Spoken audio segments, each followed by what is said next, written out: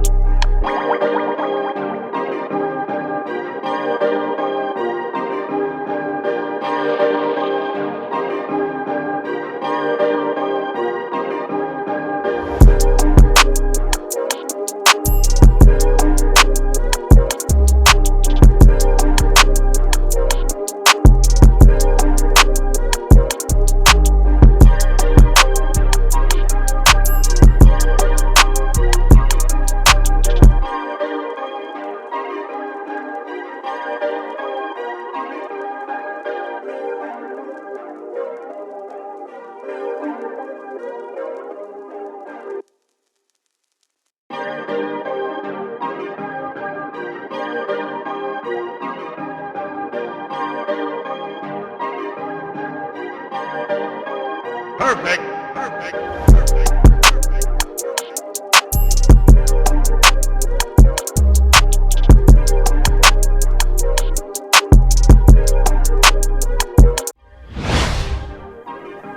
Yeah.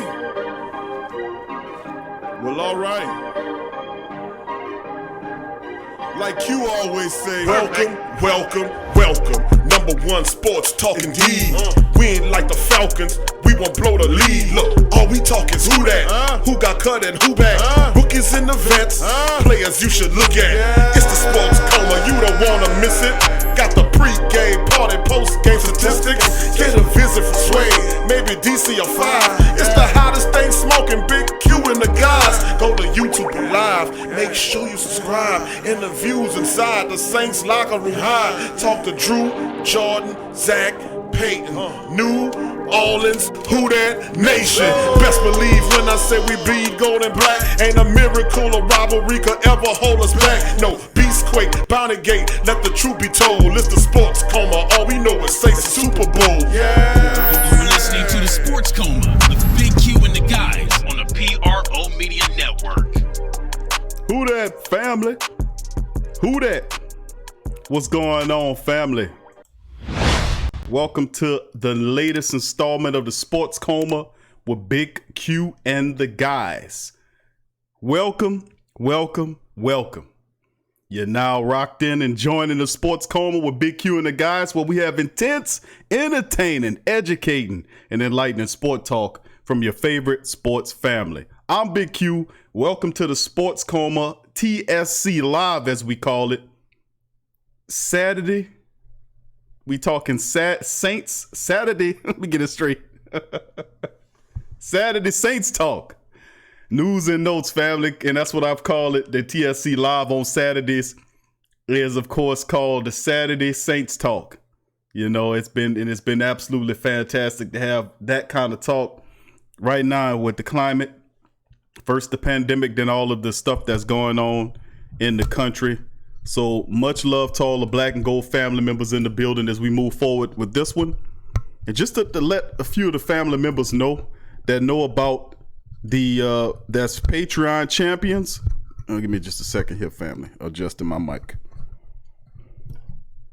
Just to let a few of the family members know about our Patreon. We'll be doing a special show tonight on the Sports actually it's on Big Q. On Q with Big Q tonight.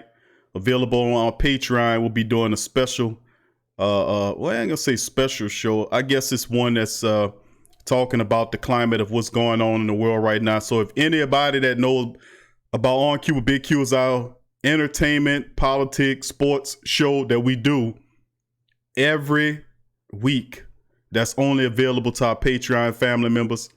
So if you want to hear the show, join it tonight. We'll be on there kicking it. And we'll talk about the stuff that's going on in the country. And of course, I have a different spin. I'll share with you some information pertaining to some things that I've looked. I'm very symbol literate. And it's some things I would like to share with you that's on that show. This is not the platform for it, but On Cue with Big Q is the platform. If you want to hear that show, there are several other shows and unlocked content with the Sports Coma. You get to see some of most of the videos early before most of the family members. So you can go to the patreon.com/the PRO Media Network. That's patreon.com/the PRO Media Network. That link will be in the description section below if you want to join the Patreon. It's as cheap as $1 a month. I mean, you throw that away anyway. I mean, come on. I mean, you want to know somebody that knows how to take $1 and turn it into $5, you're looking at them. So by a mere investment of $1 or $5, or most members here, 5 stars, 20 stars, 10 stars. I appreciate everything that the family members done to help the platform monetarily, and also sharing the links as well. So thank all the beautiful Black and Gold family members for all your great support. And welcome to the Sports Coma for new and established family members joining in. A big shout out to all the family members in the live chat. Let me see if I can start off at the top here. And look like at the top here, we got Kelvin Washington. Who that to you from? Phoenix, Arizona. You know I do my song. Who that to my boy Kelvin? Okula, what up, Okula? What's happening to you? My brother from another mother, Scoob in the building. Who that to you, Scoob? Jasper Bowden, what up, Jasper? Appreciate you. Who that to your family? Jermaine, what up, Jermaine? It's been a while, bro. Jermaine Scobie in the building. Who that to you as well? Eddie Evans, what up, Eddie? How you doing, fam? Who that to you? Says just like to say what up to the Who Dat Nation and family from the 318. Yours truly, Steady Eddie. Thank you, Eddie. Appreciate you, family. Much love to you. Tori Shepard Senior. Who that to you, Tori? I see you, family. Much love to you. G Re 504. Who that to you, family? I see you. Says I hope we can get Clowney. He would be a beast to our D line. He would most certainly be that as well. I think he would be an absolute excellent addition, to be honest with you, family, about with Jadeveon Clowney. And remember, hopefully Everson Griffin is a guy that's still there too. Just somebody in that ilk. I'm talking about a guy that can produce. What was Everson Griffin? He had 8 sacks last year, 8 or 9 sacks. Clay Matthews in limited action had 8 sacks. Marcus Golden had 10 sacks last year. That is a compliment on top of what you have, because it's growing more and more apparent that Davenport can't handle that at first. Let's work him in there slowly. You have Drew for 1 year. I say probably more than that, but let's just take what they give you. If that is indeed the case, don't play around with that pass rush. I'm telling you, that's something terrible you don't want to do. And plus, your foes are leading. They loading up on you. I'm telling you, your foes are loading up on you. Carolina, Tampa Bay. Now, is Devontae Freeman supposed to be looking at going to Tampa Bay? We'll break all that down in the show as well. We'll cover some news items today on Saturday. Saints Talk, News and Notes. Who that to the family members chiming in.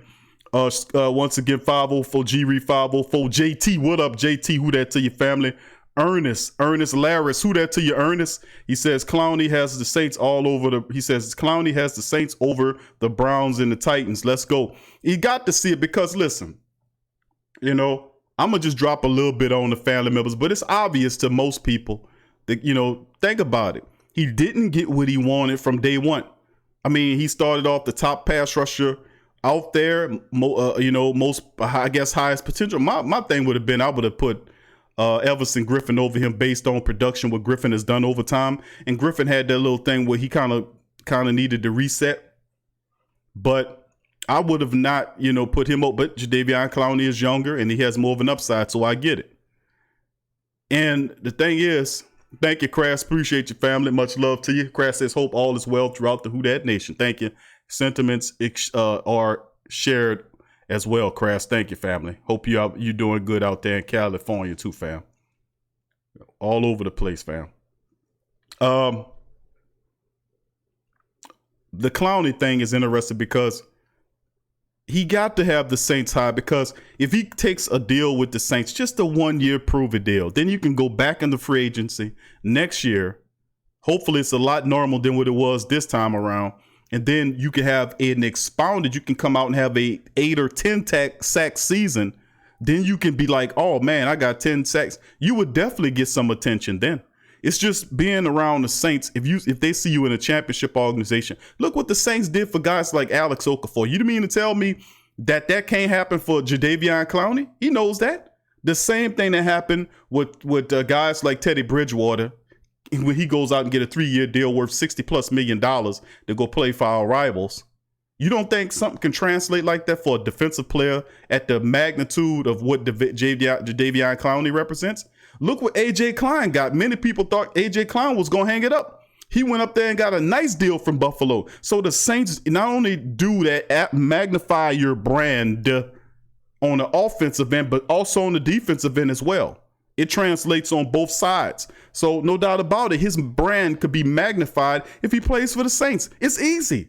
It's easy. You don't need to go to Cleveland and play for Cleveland. Cleveland's what they playing for a 9-7 season. Come on. No disrespect to Cleveland Browns guys. I got a lot of Cleveland Browns people I respect, but come on, you got to be real about this here thing too. You didn't believe a couple years ago when they told you that the Browns are going to the Super Bowl, they're going to beat the Pittsburgh Steelers, they're going to beat all this kind of old stuff, and you actually sucked it up and said, yeah, we're going. Well, true fans probably did. But it's different. You got to crawl before you walk. And they're going through a similar situation to the Saints. So listen, if Cleveland really wanted to get up on their feet and start winning, tell them to blueprint and copy exactly what the Saints did. So Kevin Stefanski, who's the head coach up there, you need to go and put your Sean Payton hat on and then come and start doing stuff like Payton did. You got to remove the stink of losing off the city before you do anything, because he understood that from a spiritual perspective. And a lot of ministers and people that sit upon in front of many people that have the ability to get people to concentrate their minds on a single target, they can make things happen. So understanding how the mind works goes so far, even in the coaching ranks, because if you can get the city to literally get people to buy into what you're saying and showing them, not just buy into a bunch of bunk, but to show them just incremental steps to success and show them that we know what we're doing here, then you'll have great success. Copy what Sean Payton did when he came into New Orleans. We had success prior to Sean Payton's arrival. It just wasn't consistent success. You wasn't seen as consistent. You'll have a great couple of seasons till you fall through the flow. And that was the thing that was happening with the Saints. If Cleveland really wanted to build a franchise into a championship team, they need to copy what the Saints did. That means totally nuking the culture, the losing brown bag culture, getting rid of it, nuking it, sinking it, like when Sean Payton came in with the Voodoo Priestess. He had the motivational speakers, Avery Johnson and all those kind of guys that came in, talk to the team. He does that all the time. He gets entertainers to come in there and all that kind of stuff. But the reality is that if you want to win, you got to change the losing ways around it. And that comes with a certain mind frame that you're expected to lose. You're expected to fall down, stumble, trip, fall. You can't have that. You got to wipe the mind clean of all bad and disagreeable things and focus on correction. Get it done and move ahead. Copy Sean Payton's game plan, man. Even if you have to call the voodoo priestess up there and do rituals in your damn football stadium, you better do something. Because I'm telling you, it's a whole nother mindset when you playing for a team that hadn't won in a while. All right, JT, who that to you once again. Ernest, thank you for that. But yeah, but that ties to Clowney, what I've gotten to all that about them winning. Of course, you're going to choose the Saints over the rest of those teams. The Titans not a bad team, but the Saints, they have fun here. We're known as a party team, the city and the identity of the region. The team has embraced it. They have fun winning. So if you're Jadeveon Clowney, you want to do that too. Your job is easy if you play for the Saints. So if Everson Griffin, and this is for all those guys if they watching. And if they watching, send it to their ass. Tie it to their links and shoot the link to them and tell them watch this. Because if it's about nobody, it's about hard work. Yes, indeed. It's about winning. But at the same time, you got to be able to understand what's the best situation for you. There ain't no better situation for you than the New Orleans Saints. And I said that to Everson Griffin and Jadeveon Clowney. There's no better situation for you. Where you going to go? I mean, you got Cam on one side. You got two interior monsters, wildebeests, as I call them, and David Onyemata and Sheldon Rankins, not to mention Malcolm Brown, Shy Tuttle, and so on and so forth. Then Davenport would be your situational pass rusher. That is his perfect job, by the way, right now, until he develops out of these injuries. And then, of course, you have a veteran like Jadeveon Clowney who'll be firing off the edge, facing mostly single blocking at times, which I've shown in footage that he can beat the single blocks and whatnot. And the pressure would not be totally on Jadeveon Clowney to beat it out. He could just be him and do him. Bottom line. Anyway, thank you for that comment there. Appreciate that, Ernest. Joshua Hoover, who that to you? Joshua, good to see your family. He says, who that from Riot Capital right now trying to stay safe. Yeah, do that, Josh. Much love to you. The world right now, it's just something else. Anybody notice how the story of some time ago was the pandemic, then when the poor brother got murdered, it all switched to this, and you don't hear none of that pandemic stuff. They play with your emotions, family. But another thing is something very, very terrible about this in here. And I can't really go to it lengths on here on this platform, and you know why. But if I promise you, if you join me for Big Q, on Q with Big Q, I will tell you how I feel, and I will share with you my thoughts on what's going on. And trust me, it's going to be some good stuff. It's going to be some eye-opening stuff that I don't know if most people are aware of. But anyway, let's keep it moving. Ella May, what up, Ella May? Who that to you, baby? Good to see you. Said, who that, fam? Here, Jadeveon Clowney turned down Titans Brown, and we might sign with the Saints. We are hoping, and it'll be a great move to get Jadeveon Clowney. It'll be a early Christmas present. Let's just say that. Thank you, Ella May. Appreciate you. And who that to you, Derek? Who that to you, Derek? I see your family. Josh said, Scoob, I have friends who own businesses that are destroyed, and they are African-American friends, and they are devastated because all they had was their businesses, and now it is gone. Yes, I know, family. You know, and it's hard, man, because, you know, I had a couple of businesses before Hurricane Katrina. I was entrepreneurial at heart, and I was fortunate to be a young entrepreneur, and, you know, and back and forth I would move from being an entrepreneur and then gaining employment. But then I always keep a business on the side, because that's the mind frame to not rely totally upon your employer. Because if they decide to cut you, you're in trouble. They have fail safes, which is when stuff gets slow, they cut the workforce. That's the first place they look to. You have to have fail safes if something like that were to occur. Never fool yourself into thinking that there's such a thing as job security, because there is no such thing as job security. That is a made up word like science fiction.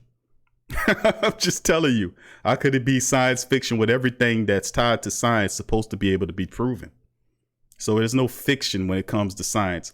But just like such a word exists, job security is another word. So I'm just merely saying, make sure you have real security by having something to fall back on, that you don't totally rely upon it. These are very trying and curious times that you see in a lot of that stuff happening, from pandemics to just the type of climate that we're dealing with. Absolutely amazing. Kevin, who that to your family? Once again, good to see GM Kevin in the building as well. Let's see. Let's keep it going. Sofian, good to see you, Sofian, from Paris. That's right. Paris Saints families in the building. Good to see you in the chat as well. Let's see what we got here. Tara, what up, Tara? Good to see you, baby. Tara in the building. What up, Tara? Good to see her. I ain't see you in a minute, family. I hope you're doing good out there in California. Hope you're all right. Good to see you.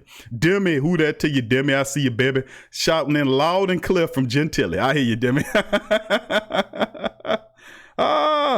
Okay. Strucid God. Okay, who that to my son? B Flakes, who that from Northern Virginia? I got you, B Flakes. Good to see you, family. Who that to you? If you're not a subscriber, please subscribe, B Flakes. Much love to you, and who that to your family? Good to see you as well. Hindi and Newton, who that to you? Hindi and Newton as well. Good to see your family. Caution, what up, Caution? I see your family. Much love, and who that to you as well. Wow, man, the screen just jumped on me.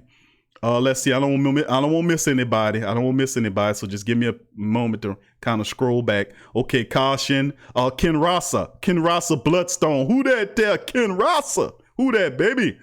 Good to see you in the chat. DLP, what up, fam? Good to see DLP in the chat. Very intelligent brother. Let's keep it going. Who else we got? DJ, what up, DJ? Chiming in from New Orleans East, my dog DJ in the building as well. Crass, my boy Crass, once again, thank you for the donation. Who that way out there from California? I hear you, fam. Okay, Caribbean Cool, what up, Caribbean Cool? We got our island family in the mix. Caribbean Cool, Puerto Rico, right, family? That's Puerto Rico, correct? What up, fam? I spent $10 million on Cook. He says, if we spent $10 million on Cook, why not spend 2 or 3 more for Clowney? Good point. And we lose that Cook contract after this year. That $8 million falls off the book. As Adam Troutman, they foresee Adam Troutman, the rookie tight end the Saints drafted this year to make a come up.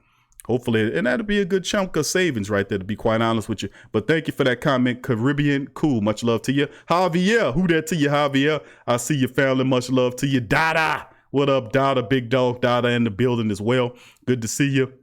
Let's see who else we got here as well. Derek says hit the like button. Thank you, Derek. Much love to you. Appreciate you, family, for doing that. DLP says Big Q, any free agents that are available.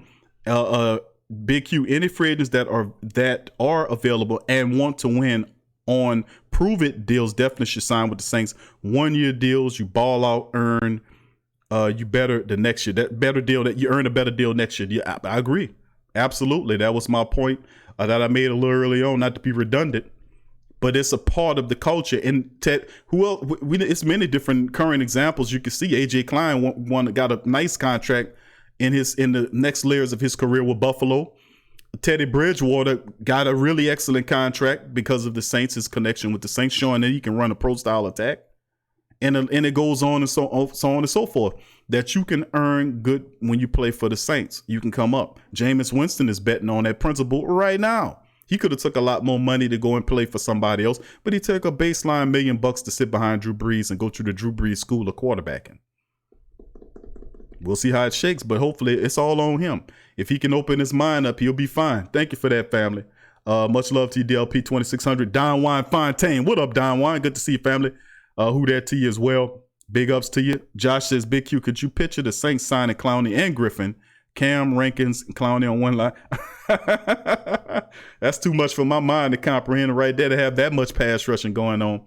But I would absolutely love it. I would absolutely love it. I'm not going to lie to you, family. I would love it big time. All right. Thank you, Ferg318, for becoming a member of the channel as well. Thank you, Ferg318. Much love to you, and who that to you. Appreciate your family. Uncle Paul is in the chat. What up, Paul? Good to see your family as well. Big ups to you. Pay attention 26. Who that to you? I see your family. Jerome. What up, Jerome? Good to see you, homie, in the chat as well. The Saintaholic is in the building. Good to see the Saintaholic. Who that to you as well. He says, yo, Big Q. Did you hear that Clowney wants to sign with the Saints? Yeah, we talked about it. We did a video on it. Actually, the video came from the last, what was it, Wednesday show, middle of the week show. And it just took off, you know, and it's a part of it where this is really big. That's why I'm giving the Saints so much credit this juncture of time, because to be honest with you, you look at what the Saints have done. The last 4 transactions that the Saints have completed have been so solid. And I'm talking about James Hurst, the offensive lineman who will back up Teron Armstead. That stops Andrews Pete from shifting out anytime Teron has an injury issue. Andrews can stay right where he at the left tackle position, at left guard position. You don't have to shift anymore. He can be a left guard for life there, hopefully. And then, of course, left tackle situation, Hurst can back him up. That is fantastic. So I absolutely love that. That's a solid signing. The Ty Montgomery signing was under the radar in terms of people looking at the potential of it. That is Ty Montgomery will be my 3rd running back. He's the 3rd running back right now. Now, you say, Q, you put him over Washington, and Washington know the playbook. Listen, that'll be none for him to pick up that that running back position. And he can do so much more than what Washington does. He supplants him in the special teams room because he kick returns and punt returns, and he's pretty good at that. He also can play wide receiver, which means he can line up in the slot. You don't have a slot wide receiver currently, you know, unless you use Emmanuel Sanders there, which I wouldn't, but Ty Montgomery can line up in the slot. He's not afraid to go across the middle. The guy is tough as nails because he plays running back too. That's 3 things that Sean Payton could utilize. The depth behind Kamara and Latavius Murray. And then you have a guy like Montgomery who has decent speed. He's hard to tackle. He's smart. He's very tough, and he can catch the ball, and he's fearless. Perfect signing for the Saints. Made all the sense in the world. Absolutely love it. So the Hurst, then you have the Montgomery signing. Then you got to look at the other signings that they made, like the Jameis Winston for $1 million was off the chain. You get a talent level that high. His mind just got to get right, and sound like he will try to get it right by learning behind Drew Brees. And it just keeps going on and on and on, man. I mean, seriously. Then the Chiquillo. This guy will come on here. They say linebacker, but he'll help in the pass rush as well. So, I mean, like I said, very solid signings. And Chiquillo is also a pretty damn good special teams guy. So, I mean, he's a stellar signings. And it's just a cherry on the top with Clowney, man. Imagine if I told you that the Saints would get the best pass rusher in free agency. And his potential now, I hear like my brother from another mother Scoob told me about Jadeveon Clowney having only 3 sacks last year. But if you watch the video that we put out, that you'll notice that what I was saying was that it's different when you come to the Saints. It's different. They have an interior push as well. The defensive tackles that the Saints have in the middle of the interior line, the defensive line, are interior push. They have an interior push in the center of the defensive line. They don't just stand there and hold blocks. You see what I'm saying? David Onyemata gets in the backfield consistently. Malcolm Brown is super strong and takes 2 people to block for him, to keep him out of there. But David Onyemata is living in the backfield. He always misses the quarterback by microseconds. I'm telling you, they have a push up the center for the Saints. And when you have an interior push, that causes problems so much. And it makes it a lot easier for the edge guys to crash down because there's no place for the quarterback to run. When he's getting push up in his face, that disrupts every quarterback. Look what the Vikings did to the Saints last year. When they got interior push up the center of the line, Drew Brees had nowhere to go. He was uncomfortable that entire game. Look how terrible he looked. That's what an interior push from the defensive line does. And they were just basically handling the Saints with 4 linemen that entire game. Every now and again they blitz something else, but it was basically a 4 lineman push. That's what the Saints represent. That's the same. You talk about a Sheldon Rankins playing for a contract, a very, very have to prove myself Sheldon Rankins. You're going to see a pretty rough ass Sheldon Rankins this year. You're going to see a pretty badass Sheldon Rankins this year.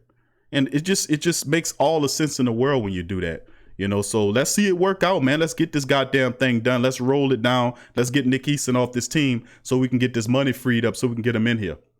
All right, let me keep on going down the line before we jump into the stories, family. Let's who else we got here. You know, I got to shout out my family members before I get going, man. That's just how I do it, man. Because without the great Saints tank, there is nothing. It's nothing without you guys. Let me see. Let's keep running it. Neville, what up, Neville? Who that to my dog, Neville? Who that to you? Good to see you in the chat as well, family. Yes, cute. Yeah, Demi says, cute. You're young and blessed, right? That's right. I'm here. I'm alive. My children are healthy. I'm healthy. My friends is healthy. We got a little turbulence and stuff, a lot more than a little turbulence, to be honest with you. This is kind of stuff that, you know, that people are fighting with their hands, and, you know, because it's a lot, man. It's really a lot. It's kind of hard it's not really hard to say. I just want to say the right impactful words. And sometimes you don't want the emotion to get up in there and disrupt what you're trying to deliver. You want to try to deliver it in a way where you're logically delivering it to you to get the most impactfulness. And it's tough sometimes, man, because you keep seeing patterns, and it's a pattern effect happen while people are denying the pattern has happened. And you can't gaslight us. You see, you can't. And if people don't know what that is, please look that up, because there's different psychological terms that they use on the people. They play mind games with you. They do this stuff in here. They say the people tearing up everything, and then you turn it on, and there's people that you never seen before weren't running around. And I'll break it down in the big Q. I just want to tell you, talk about you, but we'll hit you with the on Q with Big Q. Please subscribe to that. All right, let's keep it going. Let's see. Anderson Baker, who that to you, Anderson? I see your family. Good to see you. Jeff Dyson, who that to you, Jeff? Good to see you as well. Who that to your family? Hennessy, what up, Hennessy? I see you, Hennessy. Hennessy Bastion. Good to see you, Hennessy. Been a while, brother. Kevin Howard, what up, Kev? I see you, Kevin Howard. Who that to you? Ferg 318. Thank you for becoming a pro star. Much love to you. Thank you as well. Caribbean Cool says San Juan, Puerto Rico. Yes. All right. Our Puerto Rican Saints family is in the building as well. Good to see you. So we got our Paris Our Paris family in the building, and we got our Puerto Rico in building. Our international Saints family in the building. Much love to you guys. Thank you for joining us here. Ernest says, if we sign Clowney, our backfield going to have a field day, and that's what it's all about, baby. Rushing, fold dropping everybody else in coverage, and let the good times roll.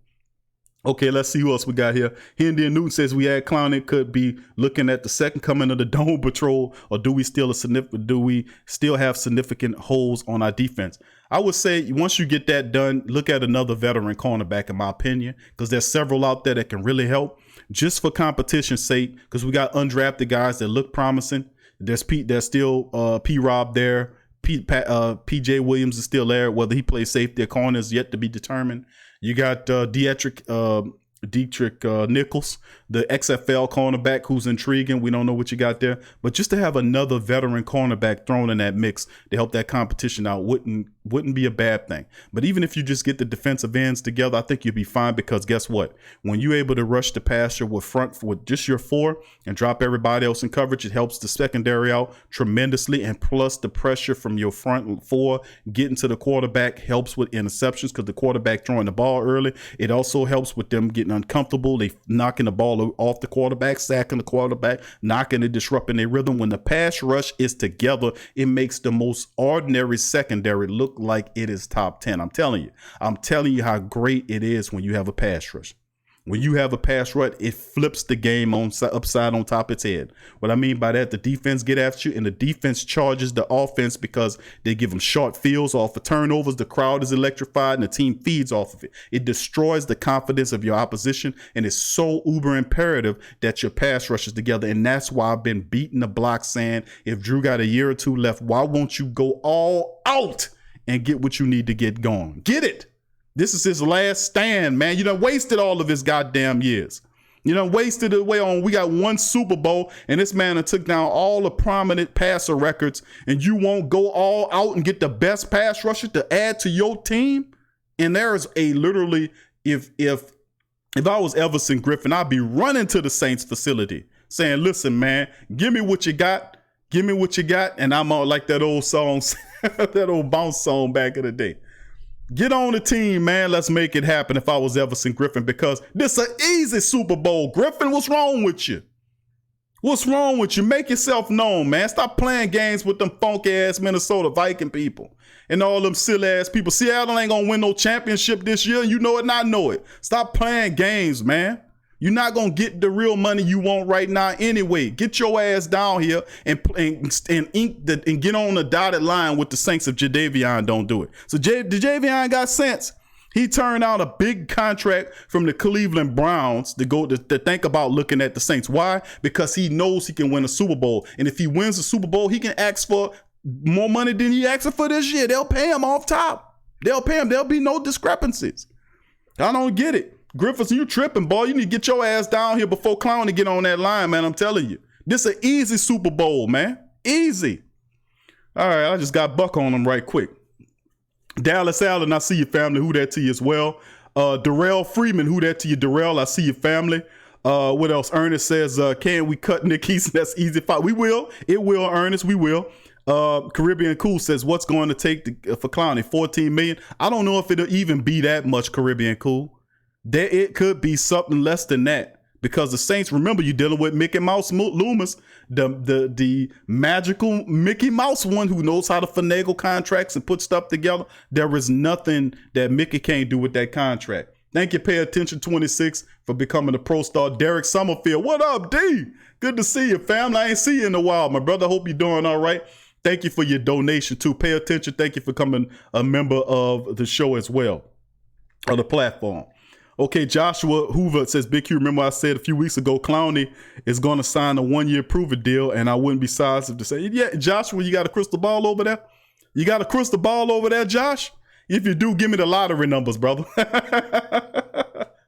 Okay, Helmut Reese. What up, Helmut? Good to see you in the chat, man. He said, watch it from Miami. All right, man. Beautiful Miami, Florida. Good to see you, family. Helmut Reese, thank you, family, for joining. Who that to you? DLP says, I like the Hurst sign. He's a tackle. Left guard. I'm saying the Saints got it together, family. Iceman, who that to you? Iceman says, do you think Drew and Sean duo is still a championship duo? I still think that. And if the Saints win a Super Bowl, nope. Let me stop that. When the Saints win a Super Bowl, see what I did there? When the Saints win a Super Bowl this year, all that talk about Sean Payton wasting his years away, it'll disappear. You know why? Because when they win this year, Drew will stay to defend it for next year. And the guys that's on the team that know Drew's coming back, guess what they're going to do? They're going to come back too to defend it. Listen, it's such a thing as pride in this world, man. I'm telling you. It's some things called pride in this world. Thank you for the question. Saint Harley says, we signed Clowney. I'm going to become a member and donate some money to my homie Q. Thank you, Saint Harley. Thank you. Jay Huntsberry. What up, Jay? Who that to you? Thank you for joining the Great Saints Think Tank and subscribing, family. Big ups to Jay Huntsberry. All right. Mega Williams, who that to you, says, rumors building about Clowney. How much money? I would say, I'm going to keep it real with you, Mega. We looking at it anyway between 10 to $15 million. But remember, you dealing with Mickey Loomis. He got a way of kind of putting this stuff together where it worked for the team. And to be honest with you, if you need money, you already freed up money with Larry Warford. And the contracts you've given the last 4 guys you signed, like Chiquillo, Hurst, Montgomery, and Jameis Winston, those contracts are cheap contracts compared to, some of the bigger contracts. When you sign Patrick Oma made for food stamps and used tennis shoes, it's something else. And it's basically like some of these contracts these guys are signing to come on to the team. It's basically they're paying them, in canned goods.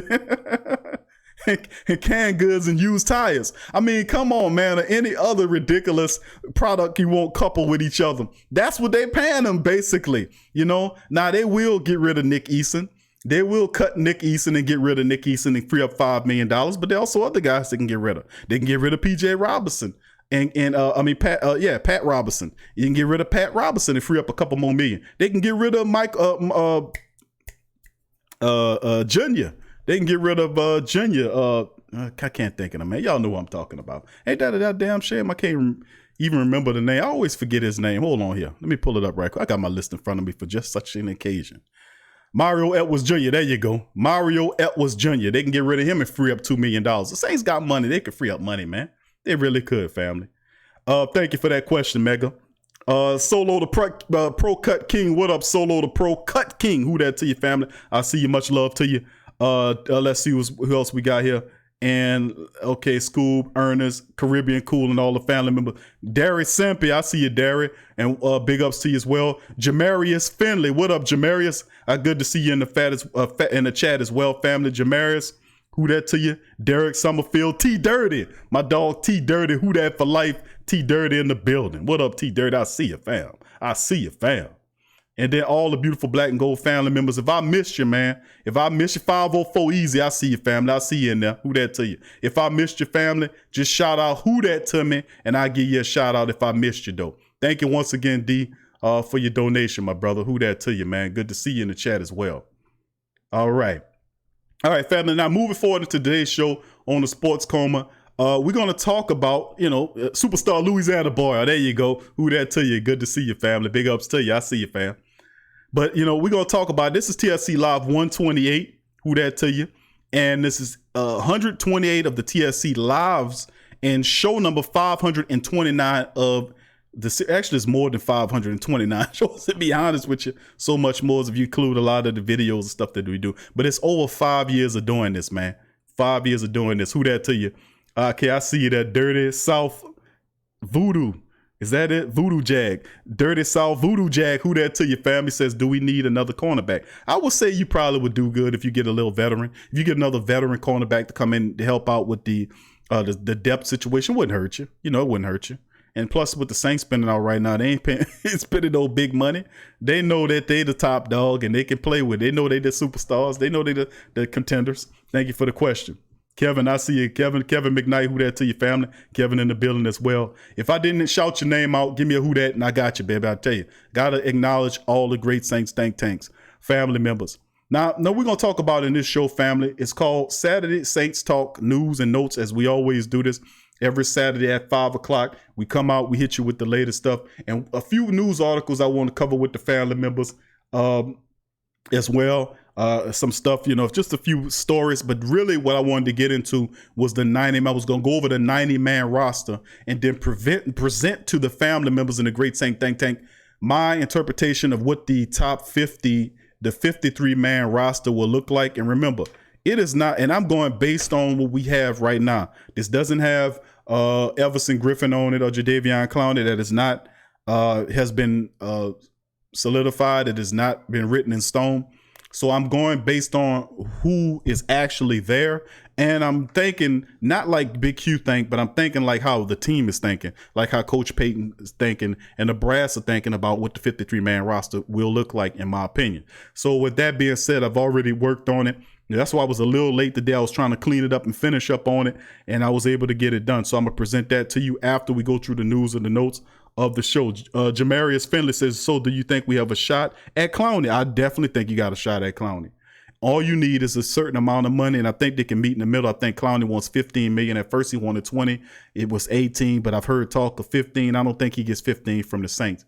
But what I do think that if the Saints really want him, they'll give him 12 or 13 for him, or 12 to 13 for him, and probably hit him with a nice signing bonus to get him there. But remember, this will be beneficial to Jadeveon Clowney because he demanded $20 million a season off a 3-sack performance. People say, we're not going to give you that. Now, would it have been different? I promise you, if Jadeveon Clowney had 12 or 15 sacks, of 12 or 15 sacks season last year, Jadeveon Clowney would not be sitting here trying to get people to pay him money. What you think, Q? I got you, Scoob. I got you. We got the new Q What You Think shirt too. That's a new shirt that's dedicated to Uncle Paulie. The what you think Q shirt. I don't know if y'all seen it yet, but it's that's what I think. That's what I think, family. That is Sport Talk 365. Who that? He says $15 million for 1 year. I don't say they give him that though, Sport Talk, and that's what Jamarius was asking me. I don't see that happening. I don't see him giving $15 million, bro.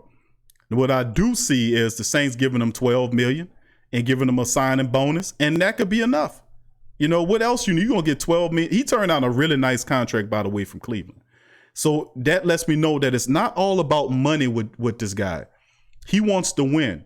And if he comes to the Saints, he will not be the featured piece in the Saints defense. That's the great part about it. That's what I say, easy money. You get to work. You're going to go to the opposite side of Cam. You're going to get all the rest that you need because Davenport will come into. Could you imagine your NASCAR package? Could you imagine?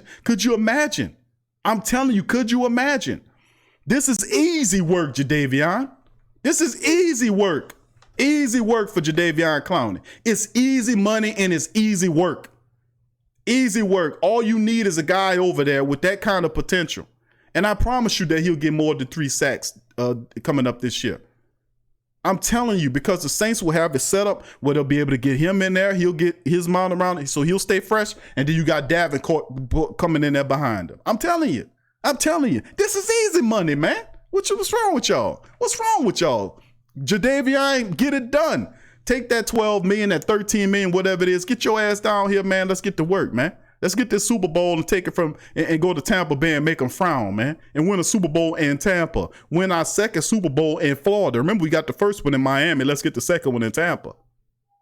Let's make this happen, man. It's easy work, man.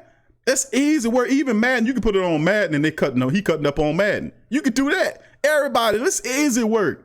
Get this easy work, man. Oh, man. Derek says we have $9 million to start with all. Yeah, Easton, bro, listen. I've been documenting that for some time. When they signed Patrick Omameh, I said Easton was in trouble. Remember that? Because I understood that Omameh plays guard and tackle. Then when Cameron Tom is back, remember Cameron Tom plays center and guard. Then Omameh plays tackle and guard. Then you have Will Clapp that plays guard and center.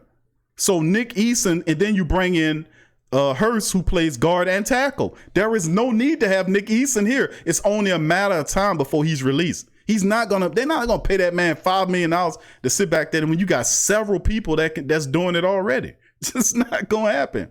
So he's gonna be released. Don't be surprised if Mario Edwards Jr. be released. The Saints were looking at now listen, this is a long shot. They got a punter that they bring in here. This guy's named Gillikens. And this Gillikens kid is a pretty good punter.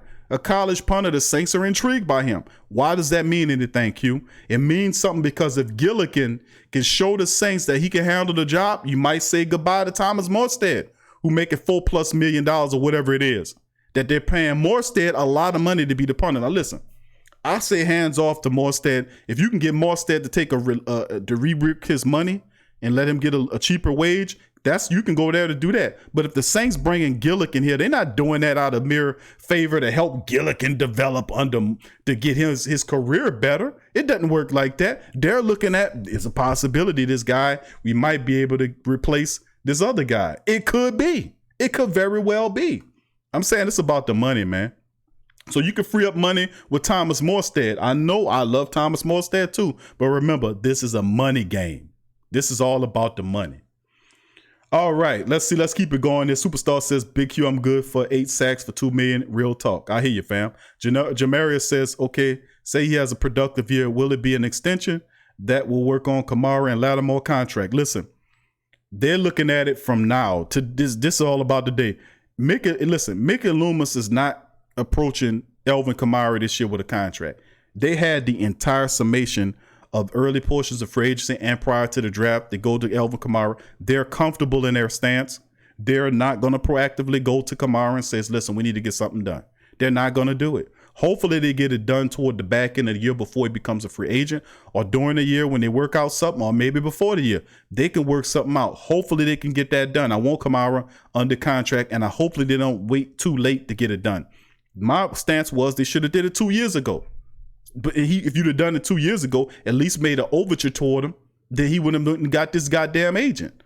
But that's a card yet to be played. And I've been saying that. The agent been quiet. That's because of the climate and everything that's going on. But sooner or later, you're going to hear something. You're going to hear something. And then a lot of people say, well, Ty Montgomery could be insurance for that. That could very well be the case. Because Montgomery could do similar things. He don't have the talent that Kamara does. Very few people do. But Montgomery does do similar things as well. He's a very vital piece. Could be insurance if such a thing happened. You never know. You never can tell. I don't have the crystal ball that Josh has. All right. DLP said he might $8 million plus incentives deal could push the deal to 14, 15. That sounds good. If you can go for that and then give him a big chunk of that signing bonus, that looks nice too. Derek Summerfield says Clowney needs to take about 10 million and chill. I got you, Derek. Scoop says, if we pay Clowney, then Kamara hits the open market. Not sure if I like our chances to return him. If you play Clowney now, that don't mean that you can't get Kamara later. I mean, that you remember, there's a lot more than what we're seeing, because sometimes you'll say to yourself, how the Saints sign that guy? They don't have no money. It's just different ways how contracts will work out, how the Saints play with these contracts, and then they wake up to the last minute and rework the contract. They could sign a some gun the same year to a contract and 6 months later be reworking his contract. They can go to some of the highest paid guys and then rework their contract and convert a portion of their salary into an actual signing bonus so that money be freed up on the cap. There's several players on the team that's left to be done that as well. So where there's money, the Saints are finding to shift it where it needs to go. I'm saying in terms of Kamara, I'm not concerned if Kamara is leaving. I don't think Kamara is going to go nowhere. The Saints are going to pay Kamara eventually. The one way or the other, they're going to pay him. That's bottom line. It's just what it is. You can't get away from getting that kind of talent level for pennies on the dollars. You've been winning that way every way. Sooner or later, you got to pay. You've been getting bargain basement, paying these guys chicken wings and chicken wings and French fries for the longest time and all this kind of stuff. Sooner or later, you got to be able to pay these guys. You got to pay them. Ain't no way around it. Who that to you? Daryl Hatch in the building. Sport Talk says the Saints Pro Bowl level production at bargain break. That's what they do, but you can't do it all the time. Sooner or later, you got to pay these guys. And Kamara, Lattimore, and Ramczyk, they will pay. Even at the expense of a guy like Demario Davis. Sorry to say that, but that's just what it is. It's just what it is. Superstar Luzan says, Big Q, we can do it like the hood and get them two for Griffin and Clown. I don't know if you're going to get both of them. That's some Madden stuff right there. You ain't gonna get both of them, bro, because both of them asking for some serious money that you just don't have. You can get one of them. You be doing good if you get one of them. If you miss up on Clowney, go after Everson Griffin. That's my thing. If Clowney don't sign, Griffin should be the next one in line. That's how it should be. And if then Golden or whoever, you got to get somebody there that's impactful to help out if you're serious about winning some stuff. Okay, Daryl, I see you. Jamarius says, will Kamara contract be as much as? No, it won't be more than McCaffrey's contract. He can't ask for more than McCaffrey because McCaffrey's been outperforming him, but it'll be underneath McCaffrey's contract. The Saints going to have to pay the man sooner or later. They're going to pay him. Trust me. They're not going to let Kamara walk out of here. They're going to pay Kamara. Trust me. They're going to pay him too. Joshua says, BQ, my crystal ball is showing a black and gold Super Bowl with Breeze League MVP. I love it, fam. I love it. Thank you, Josh. Travis Daisy. What up, Travis? He says, how many more productive years we get out of Armstead? I said maybe 2 more years. And I'm saying that based upon Drew Brees. If Drew's here, Teron will be here. The moment Drew is gone, I think Teron's gone because he has a nice fat contract too. And he's getting a little older in the tooth. And I think the Saints, they're the youth movement. If you get rid of a guy that went to 3 Pro Bowls to free up $8 million, and Teron Armstead's making what he's making, and Teron has not been the model of consistency in terms of him being on the field, the Saints are definitely looking at. They just don't want to play no games with Drew's blind side. I wouldn't want to either. The moment Drew's gone, I think Teron will be gone too. I don't think the Saints will bring him back. That's just me talking though. You never know. Glenn says, who is our next best linebacker behind Demario Davis? He needs to get paid also. Next linebacker, in my opinion, the next best linebacker behind Demario Davis is a healthy Alex Anzalone. And Alex Anzalone is in the final year of his deal. Based on how he performs this year, we'll see how it goes. A lot of people say, well, it's Kiko Alonso. Kiko Alonso doesn't have Alex Anzalone coverage ability.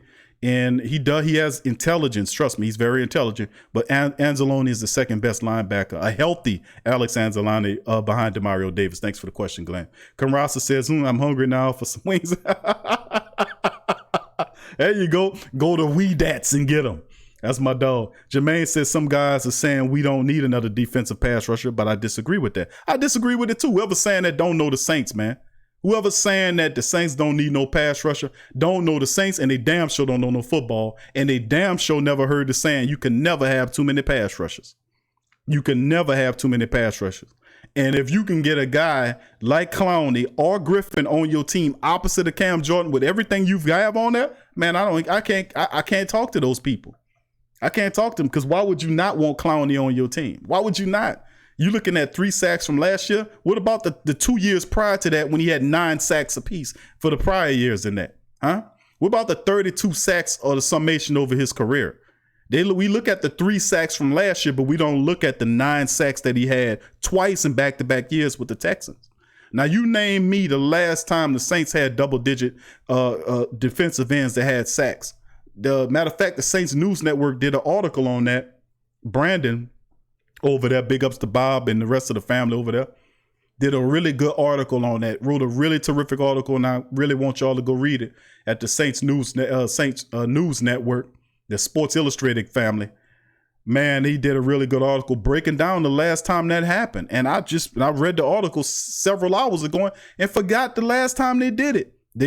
It was a while ago, but the last person I want to try to remember who had double digits. When Cam had double digits, another guy had double digits next to him. It's been a while, family.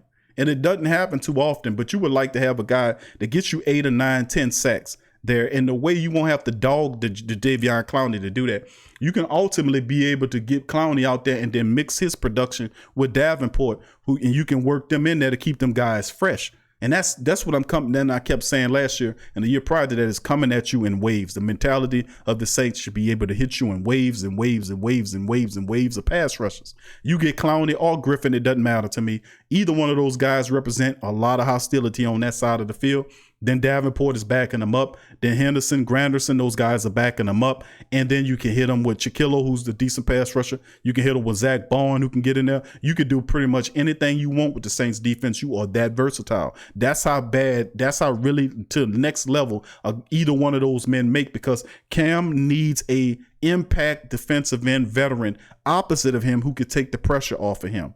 And it'll work back. That's why it's so important. If you have Clowney or Griffin tan up the other side, they got to pay attention. That frees up Cam. They can't guard everybody coming at them. That's the bottom line. They can't. That's why it's imperative that you need that. And plus, you got these quarterbacks, a lot of mobile quarterbacks now. You need these fantastic athletes to get at them. You can't sit back there and experiment with pass rushing like we've been doing over the last couple of years. Look what that got you last year in the playoffs. When Davenport went down and then you didn't have anything behind him, then Cam got hurt. and we didn't know he was hurt, but he went into the playoffs hurt with the bone tearing off, all that kind of stuff. He was not impactful. They ain't have no pass rush. You want to go through that again? You ain't learned your lesson? I mean, don't play with the pass rush. If you got a Jadeveon Clowney, you got to kick out a few extra million, get the man, because it mean a lot to have Clowney there on that defensive line. I can't overemphasize it. Oh, Henry, who that to you? Good to see you in the chat as well. It says Sean still comfortable. There's no one available out there that could take his spot. Glenn Westbrook, thank you for joining us. Great Saints Tank. Glenn Westbrook, who that to? Glenn Westbrook. Big ups to your family. I see you. Jamara says we do because Cam gets double every game and still productive. Only other person on the team that had a couple of sacks was Davenport with 6. Come on. That's what I'm saying. You need another 6 sacks opposite him. Come on, bro. We need more than that opposite of Cam Jordan. We need more than that. We need a guy that can either match his production sack-wise or just be right up under it. It's time to stop playing around with the pass rush position opposite of Cam. It's stop playing around with young guys who keep getting injured or experimental guys here or there, Chiquillo and all these guys that didn't do it consistently. You talking about you want to win a Super Bowl, right? Yeah, they want to win a Super Bowl. Okay, if you want to win a goddamn Super Bowl, you wouldn't play around with the quarterback. You wouldn't play around with the wide receiver position. You wouldn't play around with the cornerback position. You wouldn't play around with the inside linebacker position. Why are you treating like the other pass rusher, the edge rush position, like it's a joke? Go get the guy. There's a premium on those guys, and that's why they want money, because they know what they're doing. DLP said the rotating guys in and out keeps our defense fresh. You got Davenport coming in that can keep Jadeveon Clowney or Everson Griffin, whoever, man. Either one of those dudes works for you. I'm telling you. Jeff says, yo, Q, the Saints also have a great D-line coach with Cam, Davenport, and Clowney. We will lead the league in sacks. I love it. You talking about our guy, Ryan Nielsen.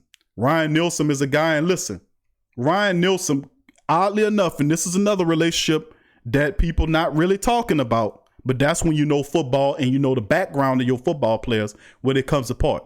Remember where Ryan Nielsen came from. He was the defensive line coach at where? At South Carolina, right? Who also came from South Carolina? Huh? Now, I don't know if he was there when Clowney was there, but remember where he came from. Ryan Nielsen, the Saints defensive line coach, came from South Carolina. He was the defensive line coach at the South Carolina University. He was playing for the Gamecocks. Jadeveon Clowney was drafted out of South Carolina. I don't know if they work together, but there is a connection there. So if you get Clowney, there is a connection. Nobody mentioned that. I just wanted to throw that out there. All right, Michael Rios, who that to you as well. Ken Rosser says Davenport's also injury prone too, so he has good piece, but he needs the limited snaps to keep him fresh. That's what I say. Cycle him in and out. You know what I'm saying, fam?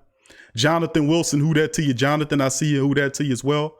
Okula, what up, Okula? Who that to you? Stunner TBOTB, who that to you? Stunner, I see you, family. Much love to you. Big ups to you. Michael, once again, who that to you? Jonathan says you're telling the truth. You need to be a prophet. Nah, it's just common sense, Jonathan.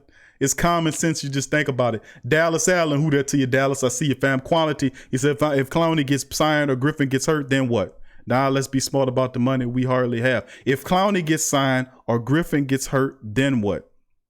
If you injury, listen, you cannot go through life, and I know this is what we doing a lot, but you cannot go through life without taking gambles, taking risks. Every time you get in your car, you taking a risk. Every time you do something, or climb on a ladder or, stuff like that, you take a risk. Come on. You mean to tell me that people shouldn't take a gamble or a risk or take a chance on Clowney or Griffin because they could be hurt? Come on, bro.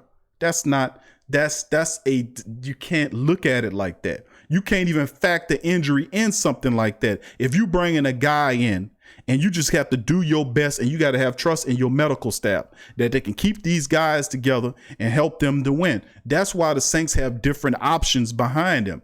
We're not saying that Clowney is it by itself. No. Or Griffin is it by themselves. No. These guys fit a need on the line, and then they'll be reinforced by the depth the Saints already have. Then you put Davenport, by getting Griffin or Clowney, puts Davenport as the situational pass rusher. That then puts Granderson down and Hendrickson further down that depth chart. Those guys are still available. Remember, they won't get as many repetitions, but you can still mix up your depth and use these guys to keep these other guys fresh. It gives you options, and that's what we need. We need options there. Not and proven options, might I add. Proven options, meaning you know these guys can get it done because you've seen them get it done. And these guys, Griffin and Clowney, they're unique players. These are guys that despite being double team or triple team, they are impactful. There's a premium for impactful players that leave a signature or a mark on the game, get paid. Drew Brees making all this money because he's impactful. Michael Thomas is making all this money because he's impactful. Alvin Kamara's going to make a lot of money because he's impactful. These guys change the game or have a severe impact on the game. Remember, guys that get paid in this league are quarterbacks and pass rushers. If you're a cover cornerback, you can get broke off. If you're a mean pass rusher, you can get to the quarterback, you're going to get broke off. And they understand their worth. That's why they're asking for the big cake. But at the same time, Clowney's smart. If he was all about the money, he would have just took the deal that Cleveland gave him and say, I got my paper now. I'm happy. Let's do my thing. It's not that at all, fam. What it is he realized that with a Super Bowl and I'm not the centerpiece, I can work behind this guy right here because these guys are the guys and that could just be me. This easy work, this easy money. And I get a Super Bowl and then I can go back into free agency and then ask for a grander price because I'm coming off a double-digit season with a Super Bowl ring. It increases your brand and it's just common business sense to me, man. It's common, but you got to take a chance. You cannot sit back and be scared to make a chance. It's going to be problematic. Crash says Nielsen came from that's in North Carolina State. Okay, the Wolfpack. I'm sorry, family. I got them mixed up. That's right, DLP. I'm sorry. Let me correct that. Thank you, DLP. North Carolina State, the Wolfpack. Okay, I got you. I got them mixed up. I'm sorry. Let's see who else. Thank you for correcting that. O. Henry says, I'm happy Eli Apple signed with the Panthers. We have a few holding calls going against him twice a year. And he'll start there too, by the way. There are rookies ahead of him. Troy Pride Jr. and the rest of those guys. He has a good opportunity to start for Carolina. So you might see Eli Apple in the starting capacity when the season comes. Let's see. Dallas says Clowney injury history doesn't grant $10 million. Plus we have a factor injury and otherwise we wouldn't bring up. And listen, what you going to do? You're going to say that he has an injury history and you're not going to give him a shot? What if he doesn't get injured for you? What if he comes in and plays sparingly? Plus, you know how to handle him. You know how to delegate his snaps. I'm saying we understand players that got an injury history. That's a part of the matrix and some of that in, but you're not going to pay him $15 million. You're not going to pay him $15, $16, $17, $18 million. You're not going to pay him that. You're going to pay him what you got to pay him and then put some incentives in there, throw him a signing bonus in there. And remember, the lure of the Saints and Clown is because the Saints are a Super Bowl team. They're a Super Bowl team. That's the lure. And this guy wants to play for a contender. That's the lure. So that gives a discount as well as for what the Saints, Clowney gives the Saints a discount just to join up with that. So I get what you're saying, though. Herwin says, who that, if Kamara gets paid realistic, how much will we need to pay Clowney or Griffin if we can do it under the cap? I think Clowney or the defensive end, see the Saints are looking at Clowney. They were looking at edge rushers. And at first people said, and I was saying they don't see it as a need. Then you seen them draft Zach Bowen. Then you seen them get Chicolo, who they're saying they could play pass rush. Then you look at the Saints saying, okay, we're going to have these different guys that we can move around. He'll help out the pass rush. So we see that they understand that opposite of Cam is an issue because Davenport's not there in the way that he's supposed to be. They thought he could, but after 2 years of watching him fail, be hurt. Now it's not on him, but when you get hurt, you just get hurt. And he just has not been consistent to occupy that spot. Now, if he was healthy, we would not be having this discussion. You know, we still real trying to get over the fact that Alex Okafor, we trying to replace Alex Okafor. We drafted Davenport and we hadn't got any of that production. We still struggling with a pass rusher opposite of Cam. And we moved up twice. We moved up with 2 picks to get Davenport. We haven't solved the problem. So, I mean, sooner or later, you got to look at it. And then the reality is you're going to have Drew Brees for this year. They say, you mean to tell me you're not going to take a chance and go out and just put the Kamara situation out of your head? They already have Kamara under contract right now. Plus, the new CBA rules don't really benefit guys to hold out. So that's working for them. They understand all this. I'm not saying they won't pay Kamara, but I think they're looking at the edge rush. They're looking at Clowney. They want to get that done. And if they can get that done correctly, that's more the merrier. That's more power. The Saints are looking at winning right now. They have Drew right now. What good is it for it? They wait next year. Let's say Drew retires. You have Jameis Winston and Taysom Hill. Are you still considered a Super Bowl team? If Drew's not there, you got to look at it and say, yeah, we do drop a bit. If Drew's there, because the allure is because Drew is there. This is his last hurrah, so to speak, and you have to go all the way out because the last years, you've wasted away his years. It's been 11 years since your ass went to a Super Bowl. What y'all been doing all that time? Huh? What have you been doing in all of the years since we won the Super Bowl in 2009? Think about it like that. What has happened? It's been 11 freaking years since the Saints took the Super Bowl home in Miami. Think about that. That's old. You go back and look at the pictures and see Drew, he still had hair. Look how thin his shit is on eye. I mean, 11 years ago, man, that's way too long, man. You got to roll the dice, man. You got to roll it. You got to know, you got to roll it, man. You got to go for it sometimes. That's how most of these people making their wealth. You can't be scared and conservative. You got to know to put it on the line sometimes. You know, if this is man's last hurrah, you got to put it on the line for him. Put it on the line. All right, let's keep going. Iceman said, I don't like how the Saints are so quick to pay Breeze, but seem stingy with other players. That's just what it is. The quarterback is the diva. They know that, and Drew he's got that respect. Thank you, Iceman. Dallas said the price of my issue. Let him come for 9-ish, and that's great. Listen, I'm telling you, that'd be terrific, but we'll see how it play. But you're going to have to pay Clowney because they know, the Saints know what this dude represents. I'm just keeping it real with you. Thank you. Dominic, who that to you, Dominic? Much love to you. Scoop says Clowney need to strap up and play for peanuts and parlay his mega effort into a Super Bowl ring into a payday. That's my thinking too. And it has to be Clowney's thinking as well. If you look at the psychic of it, because Clowney, if you look at him, he turned that big deal down from Cleveland. Why? There's not that many big deals, and Cleveland was going to give him a multi-year deal. He turned that down. What is he looking at? He's looking for more than just money. So if you turn that money down, you looking at, and nobody else has that kind of money right now. Cleveland has a good amount of money still left over. They offered to pay him a good amount of money to come there. He said, no, I'm all right. I'm good. And you looking at the Saints. Of course, you know the Saints can't pay him that kind of money. So we have to work out a deal, because we know you want to come down here because you want to play for Super Bowls, don't you? Yeah. Well, it also helps your brand. If you win a Super Bowl, you get 8+ sacks in a year. That makes you more money when you go back to free agency. It just makes sense. If you don't, it's not just about the money with Jadeveon Clowney. I'm just saying, he would have signed a Cleveland deal if that was the case. DLP says big Chris Jones might be traded. Chiefs don't have the money to pay him. He's a former Mississippi State first round draft pick. Chris Jones is a big, massive, disruptive guy. I don't know if they get rid of him, and I don't know if the Saints would. I mean, it would be awesome, but I just don't see that union for whatever reason. I don't know.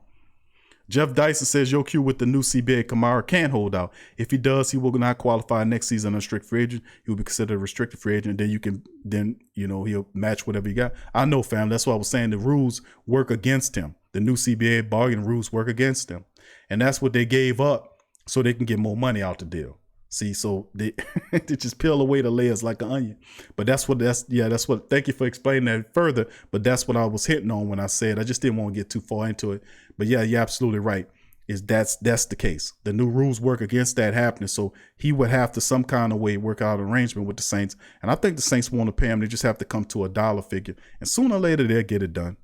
And Stunner TOBTB says we need a cornerback. Good, would definitely not hurt to have one. Iceman says Q, the Saints have been pretty good over the last 11 years. They just can't close the deal all the way. I mean, listen, pretty good is okay. I'm not upset about that. But I'm saying for the last several seasons or more, you've been saying that we're a Super Bowl contender. I'm saying you in terms of the Saints have been sitting up there looking at Super Bowls. Why haven't you won at least one in the last 10 years? How do you even much just capitulate that in your mind? As good as the Saints have been, how did they not win one Super Bowl in the last 10 years? Just outside of 2009, just in the last 10 years, why haven't they got one or even went to one Super Bowl? Think about that. As talented as they've been over this stretch of time, in the last 5 years, let's just summarize it in the last 5 years. How weren't you able to evenly get to the Super Bowl in just 1 year? In just one of those years. And don't miss me with that stuff about they robbed us, Q, with the denying call and all that. No, you robbed yourself, because if Dan Arnold would have caught the touchdown pass that he dropped, we would have won that game. And even Sean Payton said he was too conservative in the game. The Rams was going for it on 4th down, and the Saints sitting there conservative. You ain't want it. You got to want it more than the next person, man. That's how it go in life. G. Huntsberry says, Drew, a team-friendly deal. Let's see what else. With Jonathan said, I think this the year that the Saints need to go for all out and break the bank. What I'm saying, what are you going to wait for? If you need any more big reason to do it, you got to go all out this year, man. Drew Brees telling you he about to take a deal in television. And you going to sit there and say, well, I tell you what, we going to just wait. What you waiting for? It's no more waiting, man. It's no more waiting. You need to go for it. You need to go for it. It's hard to win a Super Bowl, Q. It's hard to win a Super Bowl, really, for the Saints, who've been sitting up there. Was it hard last year when we could have won that game in the Minnesota Vikings game? But the Saints didn't show up that game at all, arguing and fussing on the sideline. Listen, it's hard when you're not disciplined, when you're not talented. It's hard when you're not. That's a degree of difficulty with everything that you do. But that's why work is needed. That's why if you don't think the Saints have the work ethic or the talent level to get to the Super Bowl, then tell me in the chat. The Saints don't have the work level, the discipline, or the talent to win, because they have the talent, they have the scheme. Why aren't they winning Super Bowls? Why aren't they getting there? It's self-inflicted. Self-inflicted means looking at our mistakes and fixing our mistakes and moving forward. And I've got to give Sean Payton and the brass that credit, because that's what they're doing. They fixed their offensive line issues. They, in my opinion, look like they're going to run the ball more. They want to protect Drew. They gave him another weapon, several weapons on offense. Outside of making Taysom healthy and incorporating him as a wide receiver and running back more, and then all this kind of old stuff. The defense is much improved as well, because you got guys that were in there last year that's a better in the system. So I don't think it's necessary. It comes with a great difficulty with no matter what you do. But that's what makes contenders contenders. You know why? Because contenders know that we have everything it takes and we're going to give it all out. And that's the difference between the Saints and the freaking Cleveland Browns. Tell them to say that. To a Cleveland Brown fan, they'll say, man, it's hard to win a Super Bowl. It's hard to make the goddamn playoffs if you're the Cleveland Brown. But everything comes with a certain level of difficulty. But if you're a champion, if you're a champion and believe you're a champion, then you go through stuff and whoop stuff most people don't. Because failure comes as a result of self-imposed limitations. Whether somebody told you couldn't do it or you believe it for yourself, it is you imposing that limiting belief on yourself. And that's a part of Sean Payton's game too.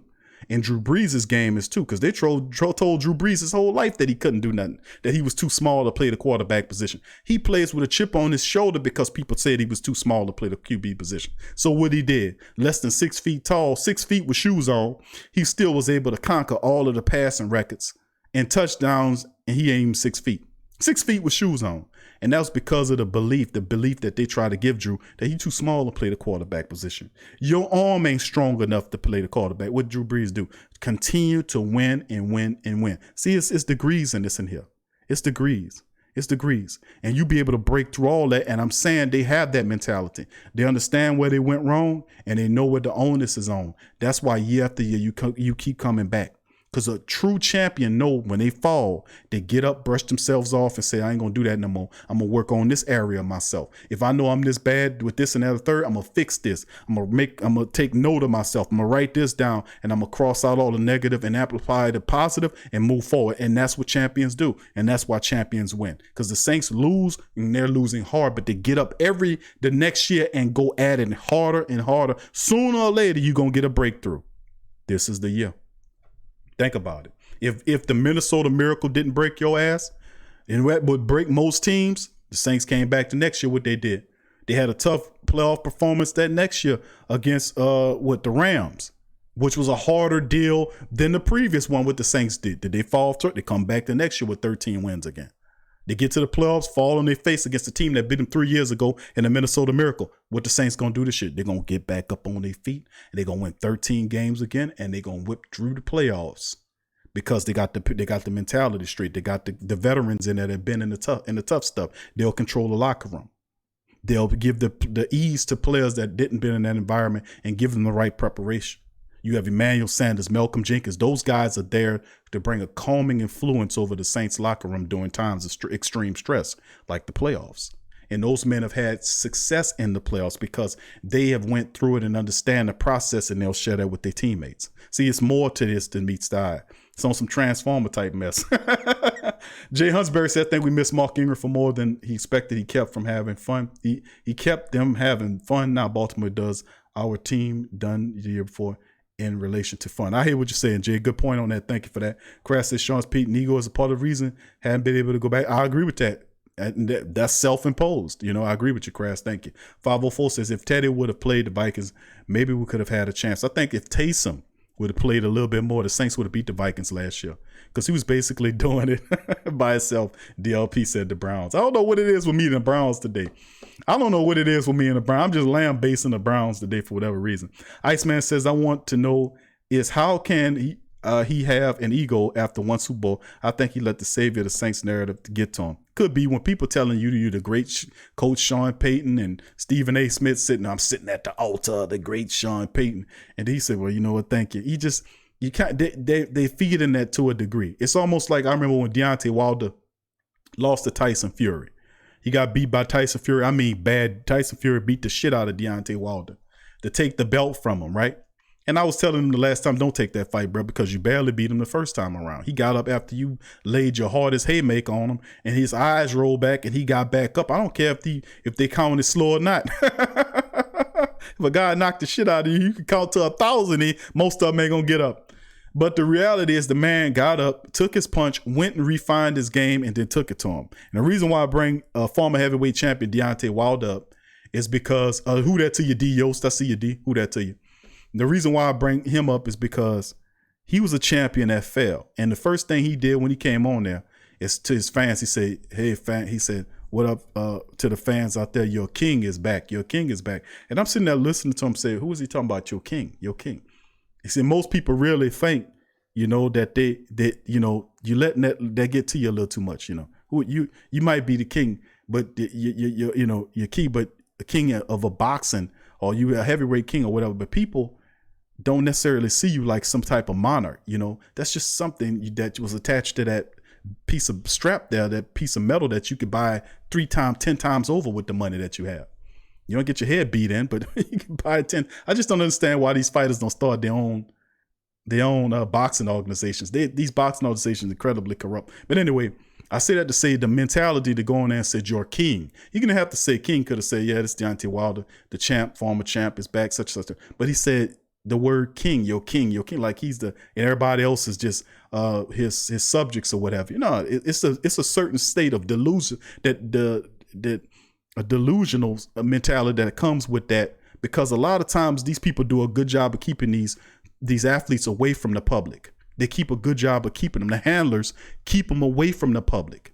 They keep them at, you know, extreme. They're having too much access to these people. So they keep them at a certain arm's length from the public. Why? Because most of the time, regular public people have a different perception than the entertainers and these actors and all these people that's living a high lifestyle. See, they're in a whole nother reality bubble than us. But the bubble was created and based upon you putting them up there. The moment you stop watching their movies or don't pay them any attention anymore, they go falling down. So everything is predicated on you, just like the economy. And I say that to say it's a certain level of delusion, that the delusional mentality that these people have. And he's no different. He suffers from that too. You're not the president of the goddamn planet or the country. You're just a football coach. And sometimes you need real people to tell you stuff like that, because the handlers and the the DSs around them won't tell them that. They'll just feed off of it, just like the DSs that was with Antonio Brown, who was feeding off of him while he falling through the floor. None of them could tell him, hey, man, listen, man, you making a goddamn fool of yourself. You need to stop. Hit him with some reality. No, they just let him do it until he banked out and crashed, because there was a bunch of parasites living off of him. So I say that to say, man, all of them suffer from that to a degree. And it's keeping yourself grounded. That's a portion of it, and staying around people that are grounded. You don't need all these entertainment folk. If you're an entertainer or athlete, go hang out around some regular people, man. Go understand some shit, man. Go back and remember, most of these people come from poor backgrounds. Go back and build up your neighborhood. Go do something. That's how you stay affixed to people and stay grounded, man. You stay in their reality. Despite the fact that you doing well, take your ass back to where you come from and fix up your neighborhood, because there's plenty of work to be done. There's no time for you to sit up here and cultivate this image of you being this great and all this kind of stuff. That's why so many of the great ones do charity with people. They understand that principle. All right, family, thank you. That Jesse Jackson, who that to you? I see you, Jesse. Much love to you, diehard Saints fans. Big up to you. I see you on there as well, family. Much love to you. You know what I'm talking about. Dallas, you know what DS stand for. When I'm talking about Hollywood people, you don't know what I'm talking about when I say DS. But y'all, whoever know what I'm saying, please don't put it in the chat. This is a public forum, and we will not put that in the chat. So if you know what I'm talking about, just quietly laugh to yourself. All right, man. Let's keep it going, man. Let's move it. Thank y'all. I hope I answered all y'all questions for right now. We're going to keep it going, fam. We're going to move on to the stories here and cover some of the stories that I was talking about. And the first one we're going to talk about, of course, is Eli Apple, as he is taking a deal to sign out. It's the third Saints player that we know that's ultimately decided to go to the Carolina Panthers. Teddy Bridgewater, Keith Kirkwood, Eli Apple. Those guys are with Carolina. Won't do them a lick of good, to be honest with you. But it's just fun to talk about. And of course, Carolina signed him to a 1-year deal a day or so ago. And of course, he agreed with the deal with Las Vegas back on March the 8th. The Saints could have got compensation out of it had the deal had stayed together. For whatever reason, the deal fell apart. He became a free agent again, and now he signed with Carolina. Now people asking, okay, Q, did we get anything for him now that he was Carolina? No, the deadline has passed. The Saints don't get anything back from Eli Apple going to Carolina. Had he went to the Vegas, we would have gotten some compensation, but no, we get nothing from it. But he has an opportunity to start. Of course, they have former LSU cornerback Deontay Jackson there. James Bradbury did decide to move on, but they used all of their draft. And when I say all of their draft, their entire draft went to the defensive side of the ball. I mean, the entire draft. They draft. But defensive players, absolutely amazing. I've never seen that before. But they have a lot of rookies there, and Eli Apple lands in a pretty good spot, to be honest with you, because he will compete with rookies like Troy Pride Jr. and Stanley Oliver III and guys like that. So look for him to have the upper advantage in start next to Deontay Jackson next year. And we could very well see Eli Apple versus a Mike Thomas or Eli Apple versus Emmanuel Sanders. Either way, I love it. I love our chances with him. So if anybody asking about Eli Apple coming back to the Saints, no, it's over with. He's now official property. I hate to say it like that, but it's so. He's an employee now of the Carolina Panthers. Let's move on to the next story there, which is the NFL owners approve a 3-rule change. There's a couple of rules I won't go over with the great Saints think tank about what's going on. As the league voted Thursday, they approved some rules and changed the bylaw to now. I'm just going to mention 4 of them. That's quite a few things, but most notable things to talk about is the rule 15 section 2 to make permanent the expansion of automatic replay reviews to include scoring plays, turnovers negated by a foul, and any successful or unsuccessful try attempt. And then number 2, the competition committee expanded defenseless player protection to kickoff and punt returners who are in possession of the ball, but who has not had time to avoid or ward off impending contact of an opponent. We'll monitor that because we know Deontay Harris is our guy back there, and this is a rule to protect him. It can work for us, and sometimes it can work against you because they always end up screwing up this type of stuff, And number 3, the bye competition committee says that it prevents teams from manipulating the game clock by committing multiple dead ball fouls while the clock is running. So they've changed that rule. So if you having a couple of infractions on the field just to delay the clock, that won't work anymore. So they stopped that. And of course, the league has increased the number of players that may be designated for return from 2 to 3, and that incorporates interpretations applicable to bye weeks during the regular season and the postseason. So now it used to be you could bring 2 guys back from IR. Now it's 3. This is actually pretty huge because the Saints can now bring 3 guys back from the injury list back into the season. So that is a pretty positive rule as well. The defenseless player, we'll see how that works. But the referees always find a way to screw that up. Okay, let's move on to the next one. And this one was the Saints have the third best chance for Super Bowl win in 2020 season, according to ESPN, who are great fans of the Saints team, obviously, right? They always speak about us in such a high regard. But the NFL has seen a lot of changes toward the 2020 season, but one thing has stayed the same. The Saints are among the trendiest picks to land the Super Bowl title. New Orleans came in third best odds to win a title with 13%, according to ESPN's 20,000 simulation through its Football Power Index metric. That's a mouthful. The Saints ranked behind just the reigning champion Kansas City Chiefs at 21% and the Baltimore Ravens at 17%. That's pretty good teams. And that is actually a compliment because Kansas City and Baltimore is on the AFC side. The Saints are on the NFC side, and they're the highest NFC team. The 49ers is 12%, and the closest team outside of that is 5% by Dallas. And they're saying why New Orleans faces a slightly easier schedule, according to this article, than the 49ers, and the tad more likely to win at the NFC South, 59%, than the Niners are to win the NFC West, which is 53%, writes Seth Welder of ESPN. The Saints are our narrow NFC favorites in what could be quarterback Drew's last ride. The projections also peg the Saints win total at 2.2, tied with the Niners, and 83% shot at making the playoffs. While the mark is good for the top of the NFC, it would indicate a drop from the NFL's best 26-6 over the past two regular seasons, both of which concluded at 13-3. Now, the most recent season marked a major frustration, however. Despite the NFC's top record, the Saints were bumped from the first round due to a tiebreaker loss to both the 49ers and Green Bay Packers, eventually losing the NFC wildcard round to the Vikings.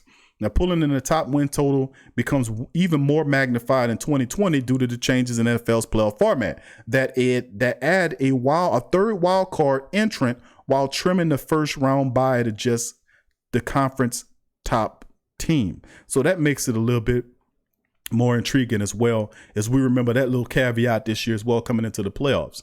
Now, ESPN's metrics, also based on several data points, included its Las Vegas win total, previous season's performance on offense, defense, and special teams, coaches changes, returning starters, and quarterback changes.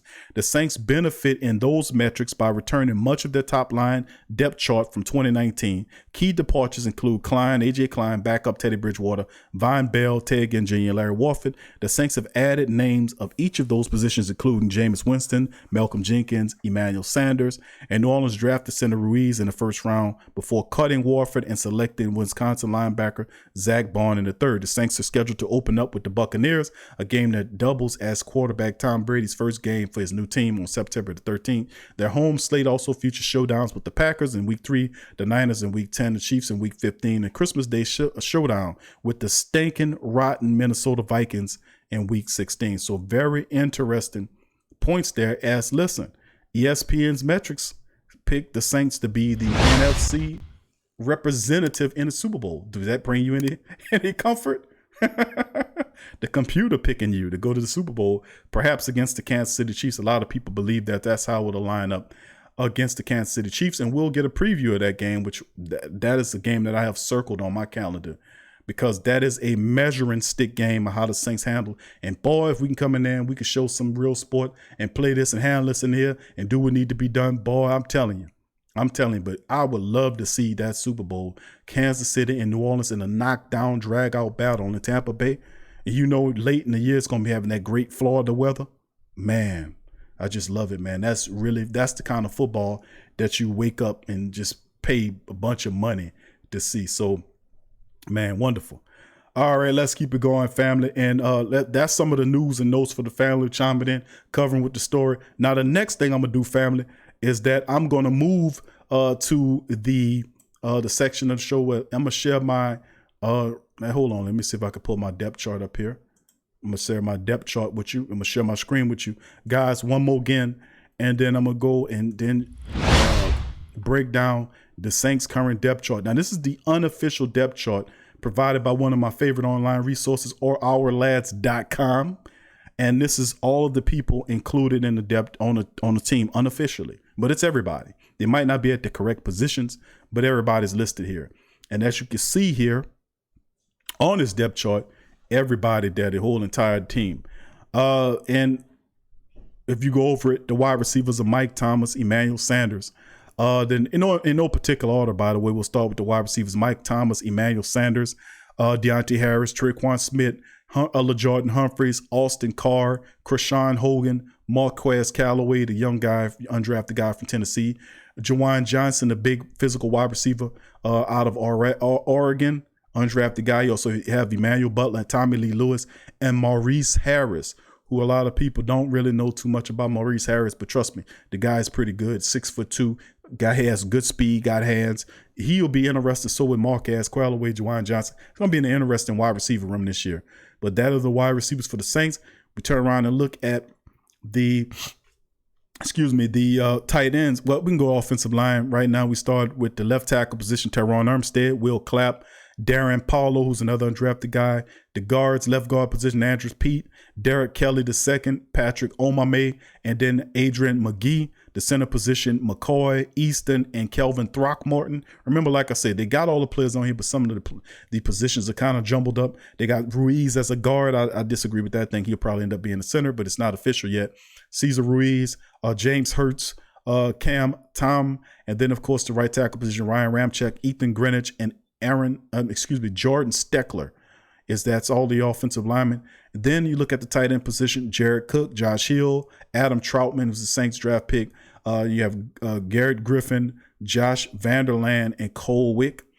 Quarterback, of course, Drew Brees, Taysom Hill, Jameis Winston, and Tommy Stevens is listed as a quarterback, although I think he'll play another position. Elvin Kamara, Latavius Murray, Ty Montgomery, Dwayne Washington, and Taquan Mizell, who's a running back. Some people have him listed as wide receiver.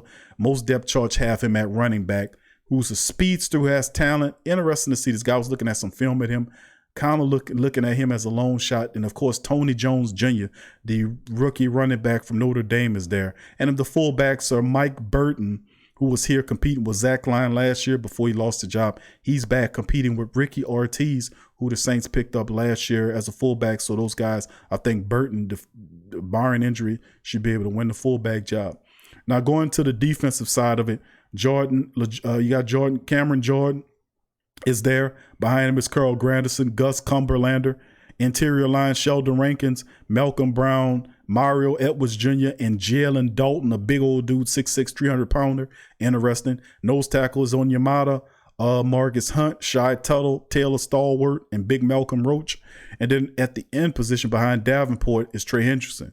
Linebackers: Alex Anzalone, Anthony Chiquillo, Chase Hansen, Andrew Dowell. Inside linebackers: Akiko Alonso, Craig Robinson, Joe Bashy. Then there's Demario Davis, Zach Bond, and Caden Ellis. The cornerbacks: Janoris Jenkins, P.J. Williams, Dietrich Nichols, and Tino Ellis. And the safeties: Marcus Williams, Chauncey Gardner-Johnson, J.T. Gray. And other safeties: Malcolm Jenkins, Swearinger, DJ Swearinger, Saquon Hampton, and Chris Johnson. And the opposite corner: Marshawn Lattimore, Patrick Robinson, Justin Hardy, Johnson Batamosi, and Keith Washington Jr., undrafted guy as well. Special teams: Thomas Morstead and Blake Gillikin is there to compete with Morstead. And like I said, this could be one of those things. Well, if Gillikin outperforms Morstead, tough with that, they could end up probably releasing Morstead and freeing up money there, because they are paying Morstead a nice chunk of change to be the punter.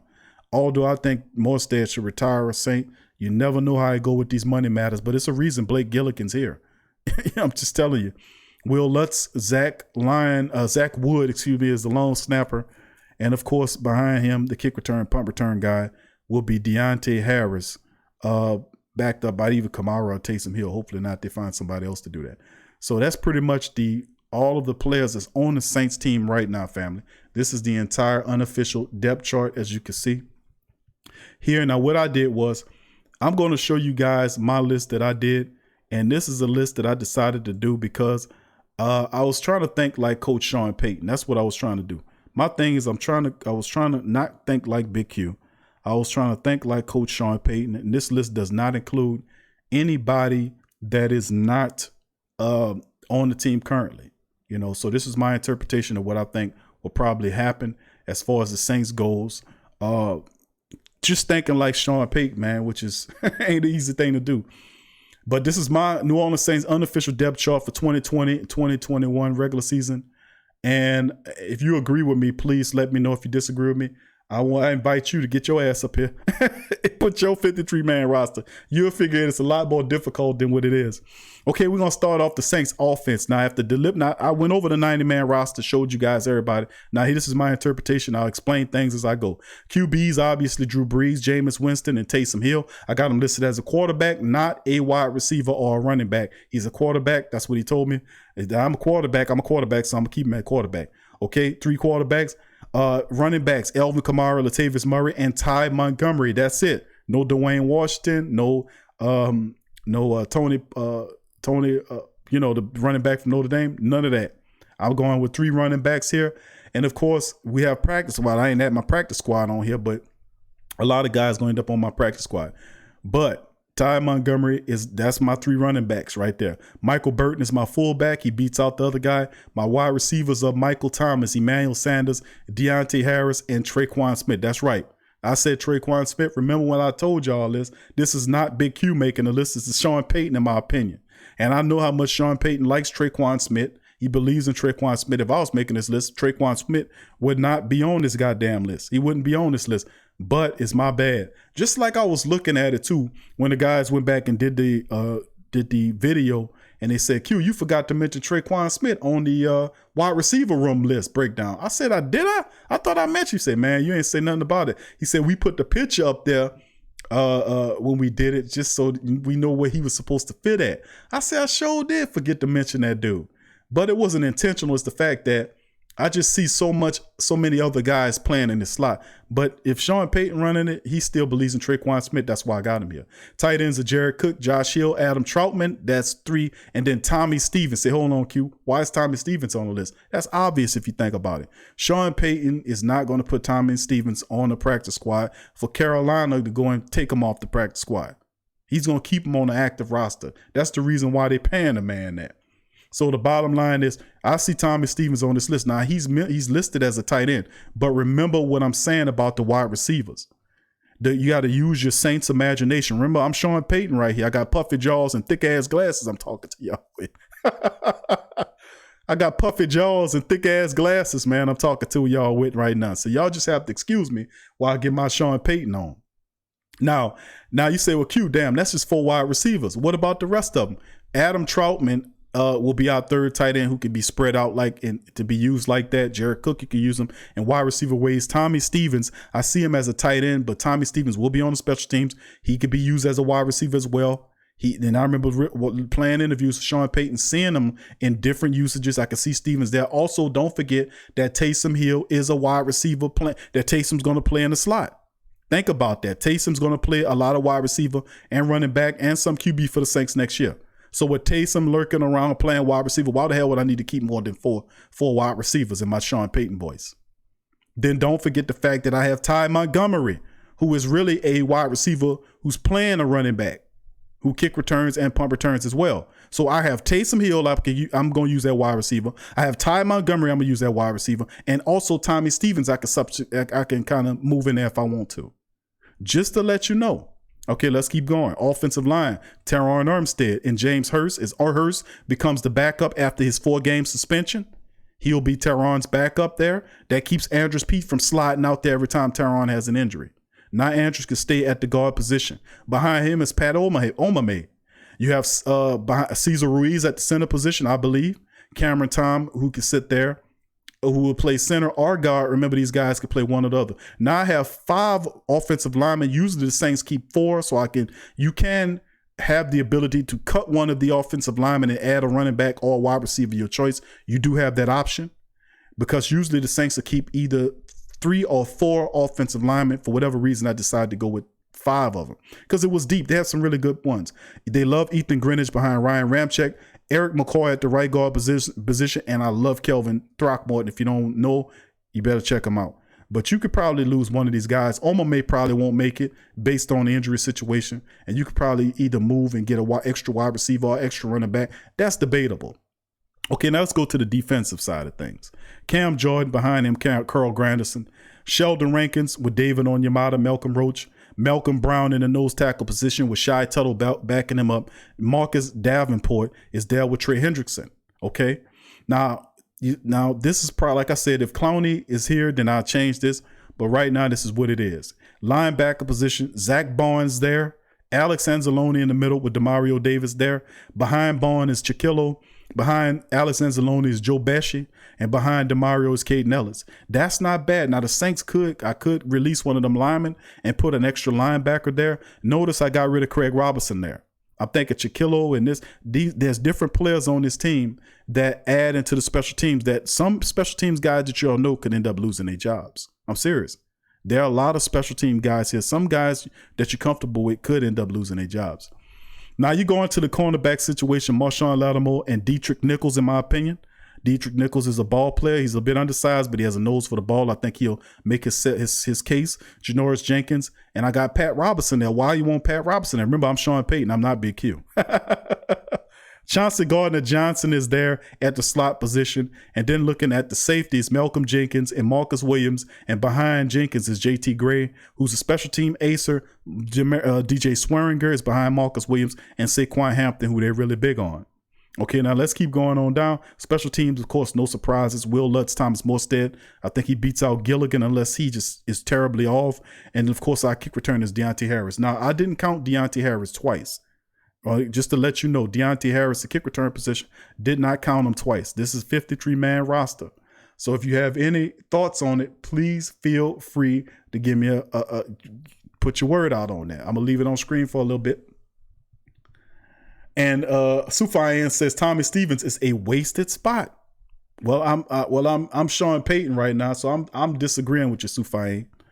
I'm telling you right now, and I'm Sean Payton with my ego. I'm telling you, I'm Sean Payton. If I could do a good Sean Payton, I would, man. I sure would do a good Sean Payton if I could. But I'm Sean Payton, and me and my massive ego said that Tommy Stevens is not a wasted spot. That Tommy Stevens could be used as a wide receiver as well as a tight end, and he could be used on special teams as well. He can also be used as a utility quarterback if I need him to. And remember, I drafted this guy because he is a Taysom Hill clone. So why would I draft Tommy Stevenson, fight with Carolina over his pick, and then put him on the practice squad so Carolina can get him? No, I want this guy on my active roster because he's a Taysom Hill clone, and I said that.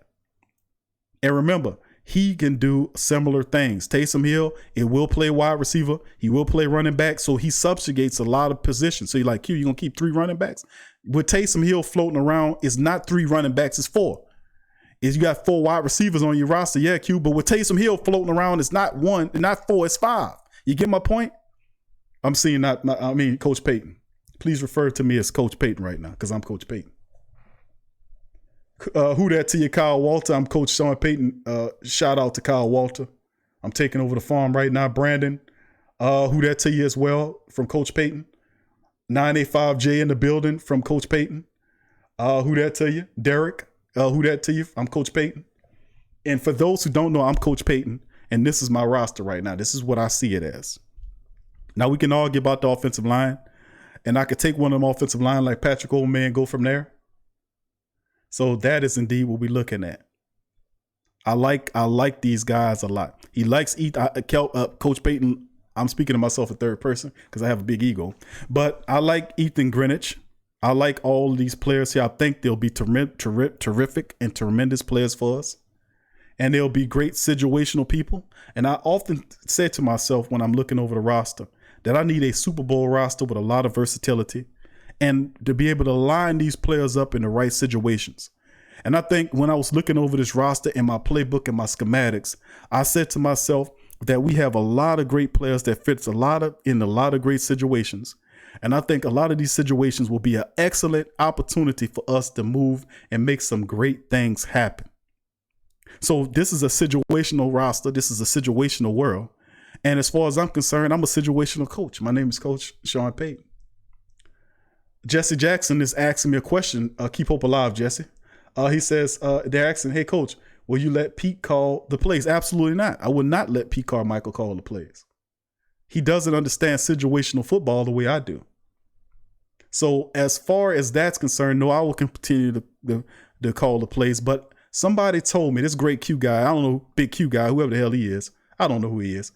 But what I hear is the fact that I hear people saying, let Pete Carmichael make the plays. But I'm going to keep it honest with you. Pete Carmichael helps me make these big old sheets. He was the one that referred me and told me that I need to go and get these Coke bottles. So he said, Coach, you calling the wrong plays. A lot of people didn't understand I was calling the wrong plays. And it was Carmichael that told me to get the Coke bottles so I can see the play sheet called. He was also the one that recommended me not to hold the play sheet too close to my eyes. And I told him I was doing that to cover my face so people wouldn't lip read. And he said, I understand that, Coach, but you can't do that because you're going to get blinded. Over the years, I realized my eyes was getting bad because I was doing that. So I had to get the Coke bottles. All right. Any other questions? We're going to answer some more questions on this is Coach Payton's a depth chart right here. Big Q was nice enough to let me take over the show. Actually, he wasn't nice enough. I just pushed him out the way and said, I'm Coach Payton. I'm coming on here, like it or lump it. All right, any questions in the chat right here? What you got here? All right, Smokeless YT says, what's good, Coach Payton? Coach Payton, that's right. Not Q, Coach Payton. Who that to you too, Smokeless YT. Good to see you. Thank you for being a Saints fan, you know. Herwin says, what do you think the dark horse and who's on the bubble? Well, the dark horse, obviously, based upon my current 53-man roster that I have put out, I being Coach Payton, I often like to refer to myself in the third person. It makes me feel important. I was looking at situational players, and situational is a very favorite word of mine. I created the word. Actually, you can go look it up, and you can see that the owner rights of situation was created by me. I know the word. I know there's no such word as situational. I created that. That is a word that I brought into the world, and I'm very proud of that. And I've been often corrected over my last 10 years from reporters that said, Coach, you're pronouncing situation wrong. And I said, no, I am not. I am calling it situation because that's what it is, because I'm Coach Sean Payton. I have the power to create words as well as run very complex offensive schemes and be a mini dictator over my football team. Now, let's keep it going. Now, obviously, the dark horse in terms of me looking at this roster was the fact that Craig Robinson, listen, I love Craig, but Craig's been getting older and slower since we drafted him. Since we signed him. We've been trying to get Craig out of here for some time now. But anyway, some dark horse guys, just to keep it real with your family, is the fact that, you know, I like Joe Bessie. I think Joe Bessie from Michigan State is a guy I really like. He's a football player. He also knows situational football. And also another guy that I liked a lot was Kelvin Throckmorton. Of course, he's a big offensive lineman, very good. He still need a little work with his technique, but he has a lot of potential. The guy played 3 positions in college, tackle, guard, and center. You know we got to have that guy on the team. So it's a few guys. You don't see P.J. Williams on here as we did get rid of P.J. Williams, because I think PJ has done enough for this team, but Dietrich Nichols to me is really special. He's a smaller cornerback, probably our smallest cornerback that we have, but he is no denying his ball skills and his toughness. Very tough player, and he brings heart to the secondary. Okay, let's go. Thanks for the question, by the way. 504E says, Coach, you met Michael Jordan. Are you going to let your entire staff wear Jumpman? Well, listen, I'm not a dictator. Excuse me for that. But I'll give them their minds. It's up to them to wear whatever shoes they want, but best believe they will be wearing Jumpman shoes when the season comes. Thanks for the question. Bishop, one love. Who that to you? Thank you. Thank you, Bishop. Sean Payton gives you love as well. Big ups to you. Let's see. Tedrick Covington. Sean Payton gives you a shout out as well. And people say, well, why is Coach Payton talking like that? Because I love talking in the third person about myself, because I'm Coach Sean Payton. Let's see, who else is it? Teachers, do you think Keith Washington will make the roster? According to my roster, Keith Washington does not make my roster. Tino Ellis and Keith Washington are very good situational football players. I actually love their game, but they are practice squad players. And sooner or later, I will come out with the practice roster to show you who actually made the practice roster. We're going to go from there and go from there. So let's see if there are any more questions in the chat to answer some of the great Saints think tank. Is that what he calls you guys? Okay. Let's see. Brandon Colby says signing Griffin or Clowney will help with depth and injuries going into the playoffs. I absolutely agree with you, Brandon. And I, Coach Sean Payton, don't really usually agree with most people unless you're right because you're thinking like I am. So you're right. So you're absolutely right on that. We're looking at Clowney right now. We don't know anything about Griffin, but Clowney is interesting. Thank you for your question. Heavy C. Henderson, who Sean Payton gives you a shout out. Who that to you? 504, he says, Coach, is Taysom Hill the starter next year? Taysom Hill is the starter this year. But Drew Brees is the starter this year. And you ask him, well, Coach Payton, how could you have two starters this year? Well, I'm Coach Payton. I can do whatever the hell I want to do. Good answer. Next question. Let's keep it going here. Let's see. Scoob says, Scoob, do it too. Okay, very interesting question. Scoob, do it too. Coach Payton, why not cut your running back?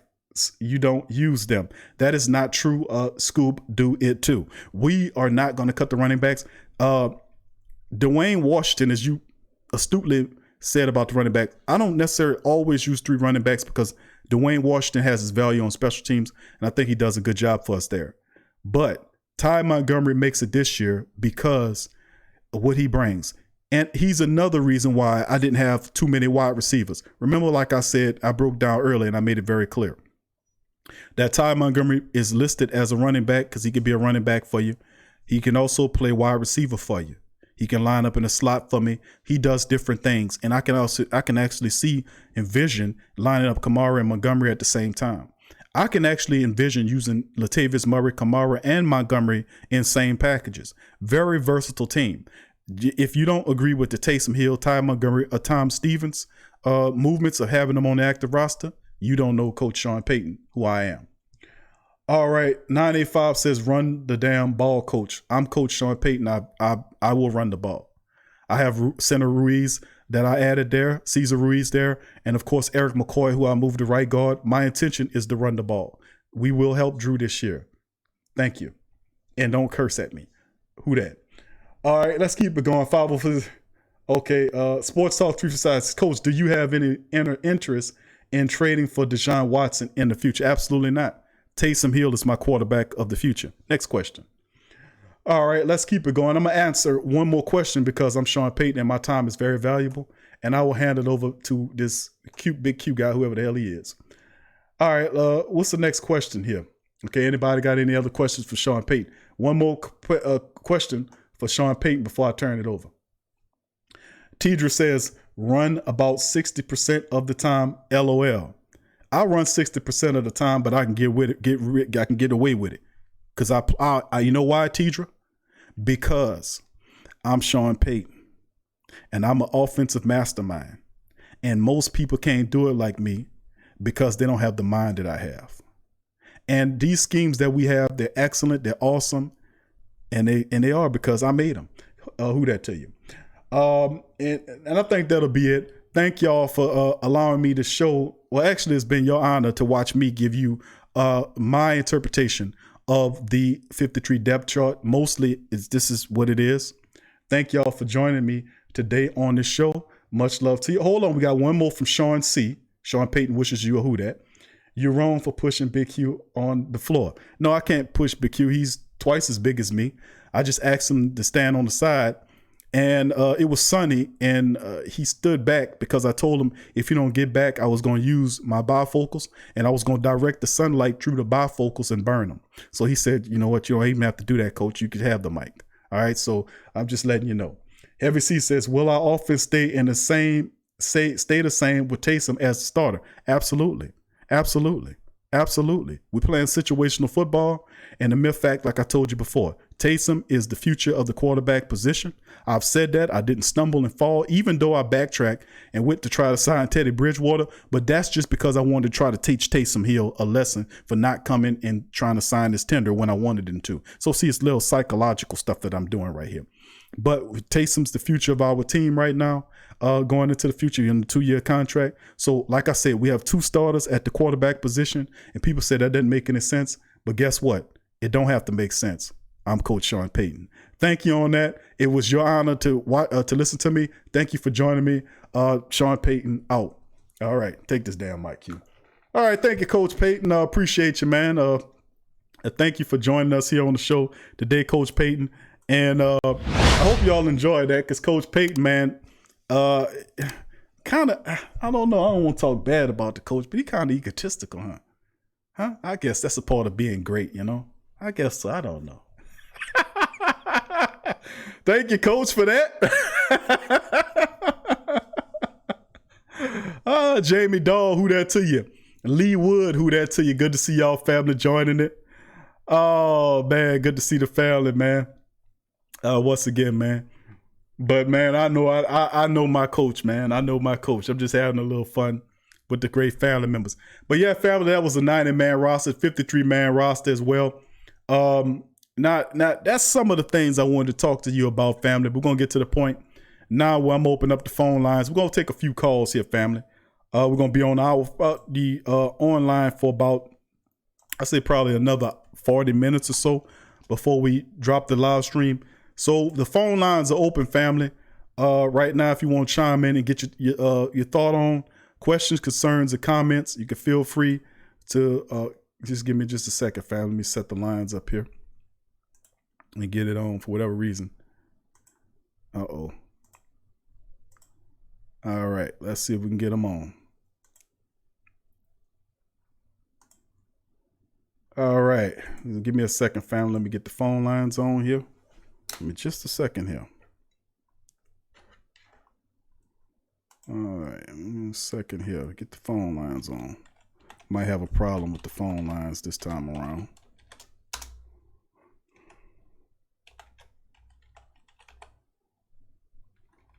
Just a second, fam. I'm gonna get the phone lines on here. Might not have. We're gonna have. It's look like we having problems with it. Might not be able to come on. Yeah, we having issues with it, family. So might not be able to get the phone lines on today. But anyway, any questions or concerns or anything or questions in the chat, family, please feel free to. I'm gonna keep working on it while y'all chiming in. So feel free, family, to give a all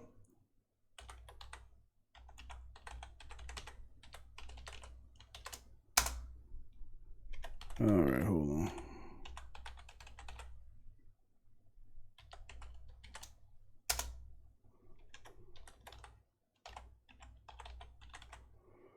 Yeah, I don't think it's gonna work this time around, family. So y'all feel free to kind of hit the chat up. If you got questions, just hit the chat up. I'm gonna keep working on the side while y'all. So if y'all had any questions, family, feel free to hit the chat with any questions, concerns, or comments, and I'll do my best to answer them. So feel free to hit it until I get the line set up. Get the line set up again. So like I said, it's a bunch, man. It's a bunch of stuff today on today's show that we won't go over. But feel free, questions, concerns, or comments, family, to feel free to hit the live line up. I mean, not the live line, but hit the chat up, and I'll do my best to answer them.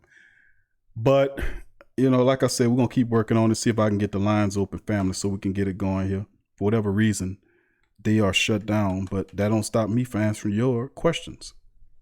385. But you know I'm a results guy, so you know I'm going to make it happen.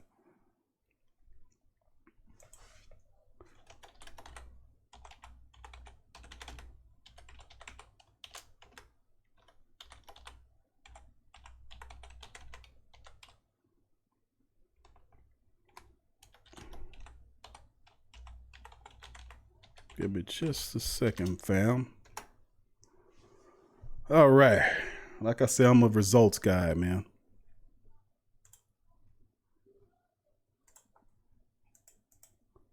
All right. Heavy C said, I don't see how our offense will stay the same. All right. What you mean stay the same, Heavy C?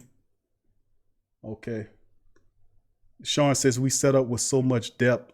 It's going to be tough to crack this roster for some of the talent we have. I mean, think about it, man. If you look at that list, it's a bunch of people. It's only 53 people that you can choose. All right, family, the live line is activated. I told you I'm a results getter, man. That's what I believe in. I'm, you know, hey, how you say how they say your people are go getters. I say we go gotters. We already done got to go. All right, live lines open, family. Y'all can feel free to chime up. What up, LT? Who that to you in the chat as well? Good to see you in the chat. Live lines open, family. We got it. I got it rectified here.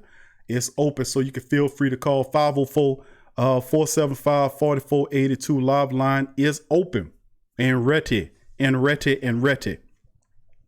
Heavy C said, I don't see how offense will stay the same. I don't think it will stay the same. I think it'll get a lot better if you ask me. I mean, you got to look at the fact that the Saints add Emmanuel Sanders there. You add an Emmanuel Sanders to the mix, and what Emmanuel Sanders brings, his depth, his wealth, the perfect complement. You can no longer double and triple team Mike Thomas, and he was beaten that last year and had record-breaking season last year. So you give Drew extra weapons to throw to, and Drew's mentality is get rid of the ball in 3 seconds. 1 Mississippi, 2 Mississippi, 3 Mississippi. Then he discards the ball, whether he's going to throw. Now, remember, if you go back 4 or 5 years, it's not even that far, maybe 4 or 5 years, somewhere around there. You remember how Drew Brees used to spread the ball around, even if you go back to the Lance Moore years.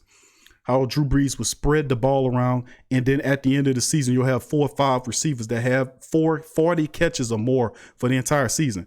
That was in part because the Saints had so many wide receiver weapons that they were able to pass the ball around to different people. And I think that comes back for the Saints. And the game becomes a lot simpler than when you have that many weapons. Last year, we was a mutated, and I kept saying, we had a mutated form of offense, meaning that we were relying on basically 3 people not named Drew Brees: Alvin Kamara, Jared Cook, and Michael Thomas. That's who we were relying on. This year, that is totally out of the window. You have Emmanuel Sanders there. You have Jared Cook healthy there. You have Josh Hill there. You have Adam Troutman, who Sean Payton proactively said that he's going to use Adam Troutman in the offense because he sees Troutman as a future apparent starter for the tight end position. Well, he will see the field next year. This year. He will see the field this year. And I think it'll be a pretty good thing to see Adam Troutman out there. Now, we mentioned Tommy Stevens, who's a quarterback from Mississippi State. He's not going to play quarterback. Stevens is going to be a wide receiver / tight end prospect. Saints are going to find a way to get him on the field. He plays special teams as well. So the Saints are going to do a lot. Sean Payton's going to do a lot to bring Taysom Hill, clone number 2, out there. Not to mention Taysom Hill and what he brings and his versatility at running back, quarterback, wide receiver. Not to mention Ty Montgomery, 3rd running back. He can be a wide receiver for you and a running back, and he plays special teams as well. So it's a lot of different weapons that you have that the Saints can employ to move out that you can't game plan for. You could pay attention to Mike. You could pay attention to Emmanuel Sanders and Jared Cook and Alvin Kamara. I didn't even mention Alvin Kamara or Deontay Harris or Latavius Murray. All these guys are weapons that will be utilized in the Saints offense. And it goes, and in my opinion is, it goes back to what it was when the Saints would spread the ball around and you never know who was going to get the ball that day. You never know who was going to be the big man that day. This game is Jared Cook. This game is Mike Thomas. Next moment is Emmanuel Sanders. It goes around and everybody gets a turn. And it's a free-flowing offense where Drew Brees always has a destination for the football. When he steps back, he's going to always have somebody that's going to be open. That's what I'm saying about the Saints offense. That's going to make it really outstanding. So that's the interesting part about it. What I'm saying is definitely not going to be the same. It's still going to be prolific, but it's going to be in a fun and wide open way that we accustomed to watching Saints football. We're accustomed to watching Drew spread the ball around, and that's what I'm saying. That is going to be the nuance, the new thing that's really going to be beautiful. That's going to really be awesome to see that happen. So thank you, but thanks for that statement there, Heavy C. Derek says, that's Sean says 7 wide receivers if you count Taysom. I mean, think about it. It's like we getting fooled by the utility men, as I call it. I don't like calling them gimmick guys. I think it don't truly tell who they are. They're not just, Taysom's not a gimmick to me. He's a utility guy because he's impactful. He gets on the field, he catches the ball. The guy got limited route running experience, but he runs really good routes. You know, he catches the ball and fights through tacklers. You know, and he had limited exposure to the running back position, the tight end position, and the wide receiver position, and he just excels. He's fantastic and has an excellent ability to absorb information very quickly, as evidenced by his success in those positions. Not good enough to stay on either one of the positions, and the Saints paying him $16 million or whatever they paying him, not because he's a quarterback, because they like what he does everywhere else. That's commonplace. That's elementary information. But the thing is, you can see him as a wide receiver because he will play mostly at the 3rd wide receiver position. While Emmanuel Sanders and Mike Thomas out there, you have Taysom Hill running around out there. So that lessens the pack to have that many wide receivers on your roster. Now, Ty Montgomery is a wide receiver by trade as well. Tommy Stevens is going to see, and for people saying Tommy Stevens is not going to make the team, think about what Sean Payton telling you. They're calling him Taysom Hill Part 2. He will not release Taysom Hill. He wouldn't let Taysom Hill go. And Tommy Stevens, he sees him as a player that can do the similar things. And it possibly at wide receiver, at tight end, he'll play special teams. So ain't no way in the world he's going to practice squad Tommy Stevens, man. It's not going to happen. After putting up a big chagrin about getting him away from Carolina and kind of lambasting or making fun with Brady over there, that he got him. Then he going to do that in practice squad him? No, man. Oh, absolutely not. Sean Payton really has a vision for that guy. He must have vision for him to trade back up into the 7th round to see him. They seeing him actually playing and making an impact this year. So you have utility men that play several positions that kind of subsidize positions everywhere else, wide receiver and a running back position and a tight end position. You could use these guys in. So it's a very free-flowing offense, and get ready to see some real fun football by the Saints. This is the best offense Drew Brees has ever been in, the most complete offense. And you couple that with the fact that they have you got a new center and Ruiz who's nasty and very mobile, very tough and physical. McCoy is going to be awesome at the guard position. And Andrews Pete's going to come into the season with a new mentality in terms of the left guard position. The fact that he don't have to keep switching from guard to tackle because of injuries. No, that's what Hurst is there for. Hurst is there to replace Teron Armstead. If he gets hurt, Andrews stays at the left guard position. That provides stability so he can learn the guard position, even though he's a 2-time Pro Bowler at the guard position. And he was playing it like he was starting at the left guard position, play that right guard position, play that right tackle, play that left tackle. He's no longer have to switch him on the line like that. He's now a stationary left guard now. And that's something that with him making that pay, that he's going to step his game up. I think Andrews Pete's going to take his game to another level as well. So, he still have his little stuff every now and again. But listen, he got the big money contract. And most people know once you get that big money contract, you got to step your game up. You got to step it up. And he's a Pro Bowler. And he stepped it up to a degree. Now he has to keep going. So let's give credit to our offensive line coaches as well. The live line is open, family, 504-475-4482. Feel free to get your call on. We're going to be on the air until 8 o'clock. So if we can get you in there before 8, feel free to call right now. Get your questions, concerns, and comments. Get in there and get out. The lines are open right now for you if you want to chime in. Thank you, School, for putting the number 504-475-4482. 504-475-4482. The live line is open. The number is here. The live call number is here, right here. And you can get your call on. Okay, Jesse says Drew has always been dangerous by spreading the ball. That's true. We're going to get more of that because there's more weapons. Jonathan says my wife, Michelle, is a big fan. Who that? Well, big ups to Jonathan Wilson's wife, Michelle Wilson. Who that to you, Michelle? Thank you guys for joining the Great Saint Think Tank. And good to see have more excellent Saints family members chiming in. Brandon says cut Patrick Robinson and Nick Easton to pay Jadeveon Clowney. And with that, Nick Easton frees up $5 million. And Patrick Robinson frees up 2. That gives you 7.8, 7.5, something right there, just shy of 8 million. Frees up some money. You get rid of Mario Edwards Jr. That's another 2 million. That gives you over 10 million right there. Jamie Doyle, who that to you, said you're doing a good job, Coach Payton. You're right about Craig Raveson getting old and slow. I wish Clay Matthews was on the Saints. He's good for the team. Thank you, Jamie. Who that to you as well. Let's see. Who else we got here? Let's see. Sean says exactly. You trade back into the draft to not use Tommy Stevens. Heavy C says nobody thinks Jameis Winston could be our future. I disagree, Heavy. Heavy C, I think that a lot of people potentially see Jameis Winston, not current Jameis Winston, of course not. The current version of Jameis Winston from Tampa Bay, nobody wants that guy because even though he threw a lot of passes, had a lot of yards, his on-field and off-field escapades are well documented. I don't think nobody wants that Jameis Winston.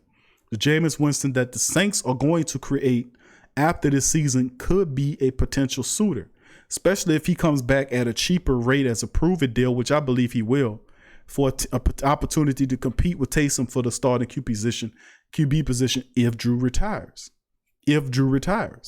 So no, not current Jameis Winston, but what does he look like after the Saints season and after having a full season, off season, and into the mentorship school of Drew Brees? I'm telling you, he'll have a similar transformation as Teddy Bridgewater did. And like DC said eloquently on the last show we did, about the difference between Teddy Bridgewater and Jameis Winston. Teddy Bridgewater was given a knock because he's too conservative, doesn't take enough chances. And Jameis Winston was the opposite. He takes too many chances. But imagine if you can get Jameis Winston in between that, where he sucks up 50% of the game and the maturity from a quarterback like Drew Brees. You've got to give him that. He in my opinion, after he goes through that, he becomes a suitor, but not currently constructed. I don't think too many people would agree that he is the future of the team after he goes through his lessons with Drew Brees. I think he can be a blessing in disguise to the Saints position. And by the way, Sean Payton would never take Jameis Winston and bring him here unless he felt that he can get a lot more out of him than just his backup. He could see Jameis Winston as the potential suitor, because when is the last time the Saints drafted a quarterback and developed them? That was a question that Uncle Paulie presented to the great Saint think tank. Think about that for a second. As great as the Saints were, Drew Brees was the quarterback they brought in as a free agent. He's had a massive success here in New Orleans with Sean Payton together. Sean Payton might not be good at drafting and developing quarterbacks. Think about it. When was the last great quarterback the Saints drafted and developed into a starter? Think about it. I mean, they drafted guys like Mark Bulger. I remember the Saints drafted Mark Bulger, but he didn't do nothing for us. He went to the Rams and had some pretty solid seasons. What's this other kid they had drafted? Garrett Grayson, was his name, or whatever it was. Remember that clown? They drafted him, couldn't get nothing out of him. The Saints have Chase Daniels was the guy that the Saints had, but he didn't benefit us none so whatsoever. He went elsewhere. So like I'm saying, the question is, the Saints have not done a good job in drafting and developing quarterbacks. That's true. They found Drew in the free agency market. They're going to do the same thing in his successor, because to get a rookie quarterback, I mean, you had several of them last year. If the Saints was in that mentality, they could have did like the Green Bay Packers did and took that kid Jordan and say, okay, we're going to just take him, let him sit behind Drew, and then let Drew go ahead on about his business. No, he had several quarterbacks, even into the second and third, fourth rounds they could have took. They said, no, we're going to go with Jameis Winston. He got 5 years worth of experience. He's a former first overall quarterback with a high amount of potential. He has a deep arm. He can throw it. He can run it. He's kind of sporadic with his accuracy at times, but if you can get them together, like you did Teddy Bridgewater and Taysom Hill, you might have something there. And the Saints saying that it's worth the effort. Brandon Cabody says, we were third in sacks with 51. Clowney comes in, we go to first place. Thank you, Brandon. Jonathan Wilson says she don't want to make the guys look bad. Okay, all right. John Thompson, who that says, which of the undrafted free agent corners do you think has the best chance to make the roster? I like the kid from Maryland. I like him too. But Tino Ellis and Keith Washington are the two guys you're talking about. I like Tino Ellis a lot for whatever reason.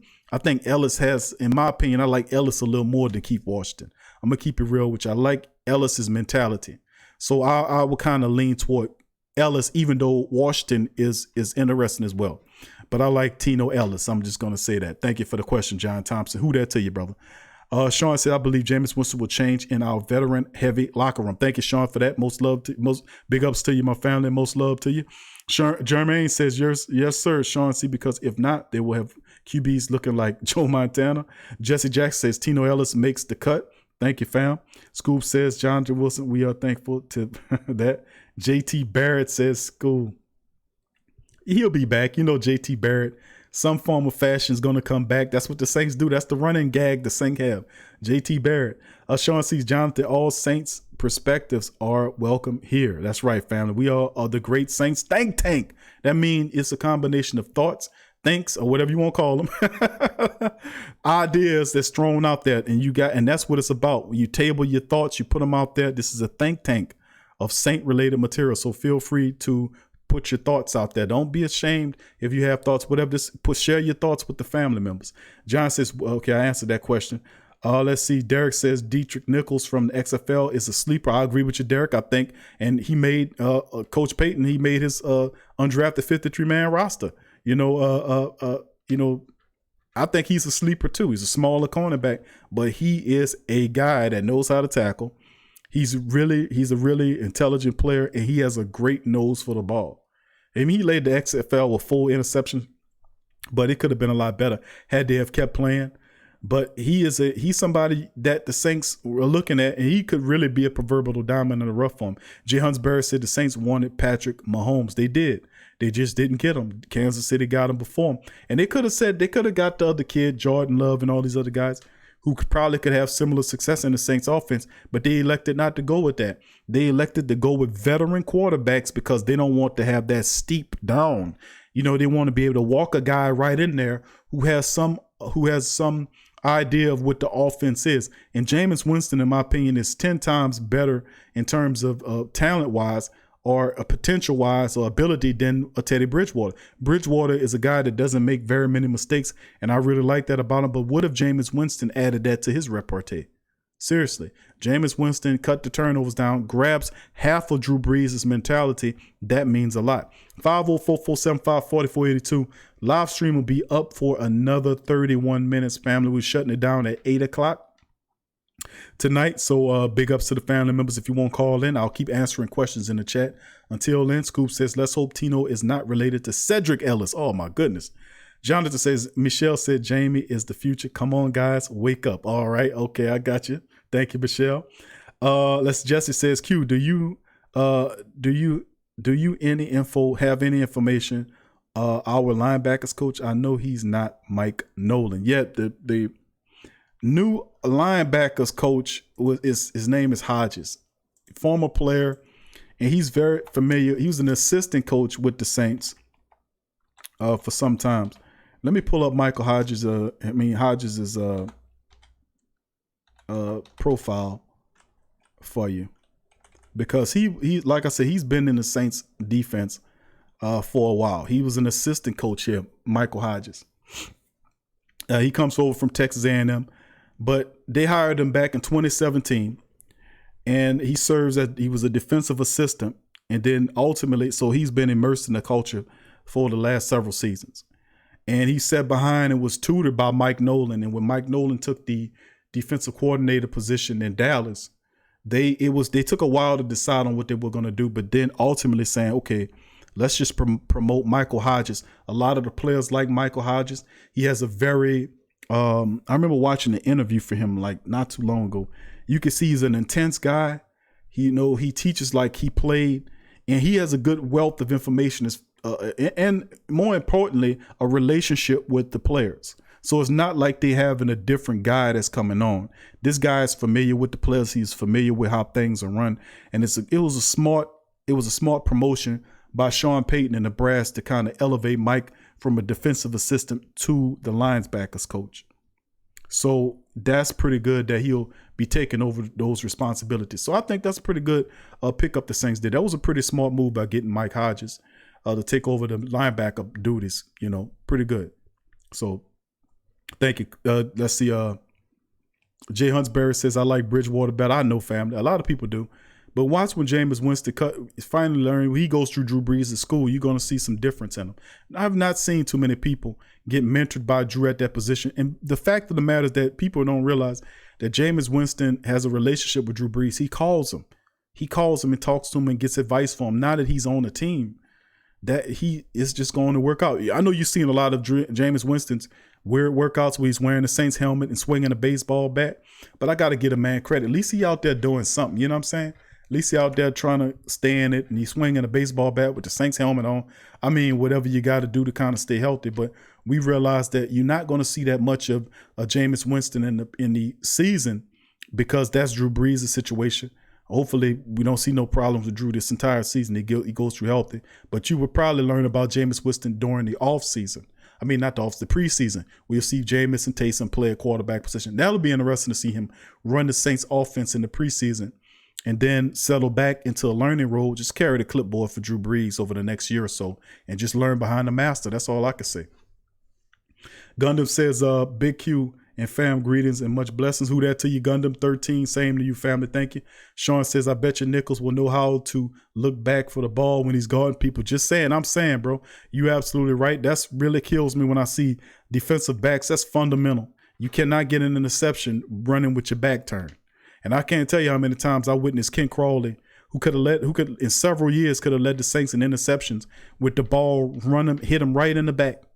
The guy throw the ball and hit him right in the back. If only he would turn around, he would have had at least 5 or 6 interceptions that year. He would have had at least 5 or 6 interceptions that year if he had done that. So, I mean, it just, and that makes a great point because you're absolutely right. We need guys that's going to turn and look for the ball. And remember what Deion Sanders said about that. Deion said about how defensive backs, there are two type of defensive backs, and this coming from the great prime time. He said two defensive backs, ones that look to get burnt, ones that look to make a play, and those who look to, to not get burnt. And Ken Crawley was a guy who didn't have any confidence, never turned around and looked for the ball, and that killed me. And then you seen Crawley do it from time. You've seen P.J. Williams do it, and it's just it's insane to me that how are you a cornerback and you just have to look, if you're covering a guy, you don't have to have eyes in the back of your head, so to speak, to know when the ball coming. If you can watch the instincts of the guy you're going, and he'll telegraph them to you that the ball coming. Only the really sleek ones who are really good at hiding their moments to the very last second, like DeAndre Hopkins or Mike Thomas or Julio Jones, guys like that really good, that don't show their intentions until the very last second before they locate the ball. But many wide receivers out there telegraph their actions. You just have to pay attention to understand, okay, this guy's eyes are getting really big. The ball must be, and I need to turn around and face the ball. And knowing how to play or pin the wide receiver up against the sideline and use the sideline like a defender. Keeping them on you by turning the location. I mean, all this stuff they teach him. All this stuff they teach him. But he just was so terrible. It was so bad. And they could do it in practice, but when game time come, he just forget all the fundamentals. When the lights turn on, they gray matter goes black. I just don't know. Okay, Gun. Let's see who else. Scoop says he's very technical and helped develop DeMario into the system. Talking about Michael Hodges. Thank you, Q. I think Scoob. I think Scoob was the one that we talked about Hodges before a few shows back. Jermaine says, Big Q, how you really feel about Trey Hendrickson at defensive end, because he just don't excite me. Same way with me, bro. Trey Hendrickson has been a letdown in my opinion. He was a guy that the Saints brought in with a 3rd round draft pick. Some years ago, he was supposed to be looked upon as the heir apparent to the defensive end position. But I think the Saints really kind of gave up on him when they drafted Davenport, when they realized that Trey Hendrickson wasn't going to stay healthy. Problem is, they're having the same problem with Davenport that they had with Hendrickson. He flashes on tape. He looks good. He has a high motor, but his body fails him. He can't stay healthy for stretches of period of time. And it's disconcerting because the guy is a high energy player who I like a lot. I like Trey Hendrickson a lot. I just don't think that his body can stand up to what he's trying to do. He breaks down, his body breaks down year after year. Every year it did the same thing. That's why the Saints realized that they went after Carl Granderson. Last year picked up Granderson. They tried to get Noah Spence in here. Noah Spence had the injury. And then they draft Zach Bourne, who can situational pass rush. They bring in Anthony Chiquillo, who can situational pass rush. So they bring in other options in to kind of make up for that fact. But Trey Hendrickson, to me, I think this is his last year here, and it'll be interesting to see how it is. But he just, to me, he never got right. He could never get over the injuries, and it's a shame. All right, John says, what are your thoughts on A.J. Klein leaving? Who that to you, John, as well? A.J. Klein was one of my favorite players, man. I've always said that on this show. I loved how A.J. Klein played. He wasn't the fastest dude, but he gave you everything he got. He gave you heart. AJ got interceptions, fumbles. He would be there to make tackles. He was a liability in coverage, but AJ Klein was a good dude to me. He was an awesome player in my opinion. He's a good dude. Off the field, I just like AJ a lot. He represents the Joe Everyman. The guy didn't have all of the speed and the skills that most of his talented teammates, but he still went out there with the full heart and the good mind to make some plays. And that's similar to what Joe Pesci is. Joe Pesci is not the fastest guy in the world, but Pesci is a guy that's instinctive. He has a nose for the ball, and that's how AJ Klein was. Thanks for the question, John. Who that? Heavy C says, Q, if we get Clowney, do we have the best D-line in the league, better than San Fran? It'll be up there. It'll be up there with San Fran. San Fran has a terrific line, man. When you talk about Bosa and you talk about Kinlaw, and then you talk about what's that other kid? Armstead. Man, come on, man. And that's what I was saying in the previous rants about the 49ers spending first-round draft picks year after year on their defense because they know where their bread is buttered. They know where their bread's buttered. Getting a call. What's up, family? Thank you for calling Sports Coma, who I'm speaking with. Hey, Pepin. What's up, Scoob? How you doing, brother? Oh, ain't too much, baby. How you making out? Doing good, brother. Doing good. And stand strong, my brother. How about you? I'm doing well, man. I'm doing well. I'm not drinking the proverbial Corona, so . I'm making a swing. I got you, bro.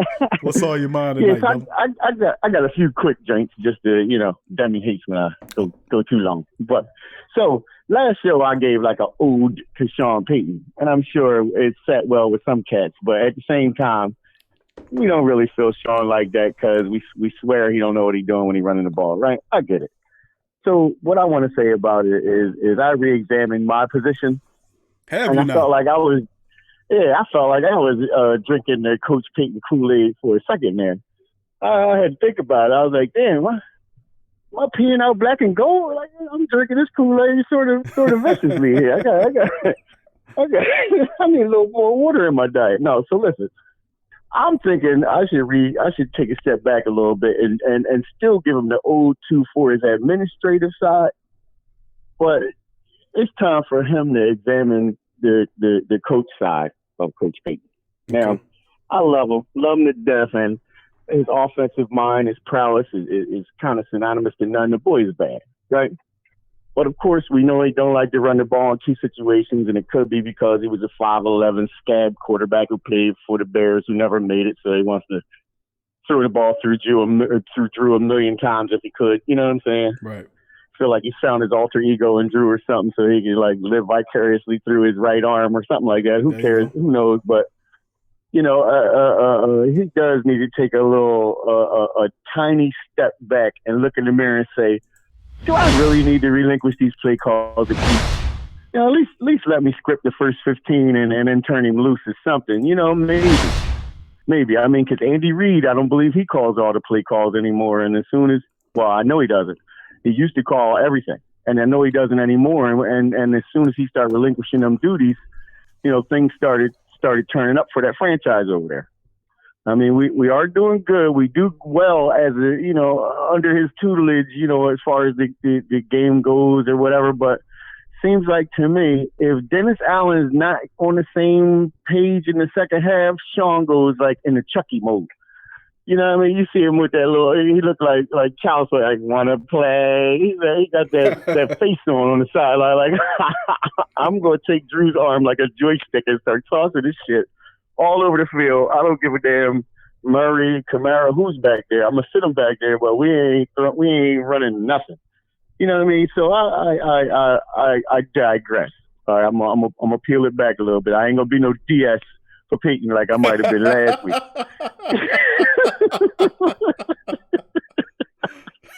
Oh, snap. All right, so that's point one. So point two. Opposition to Clowney, my friend. Oh, I love you. You know you're my homie.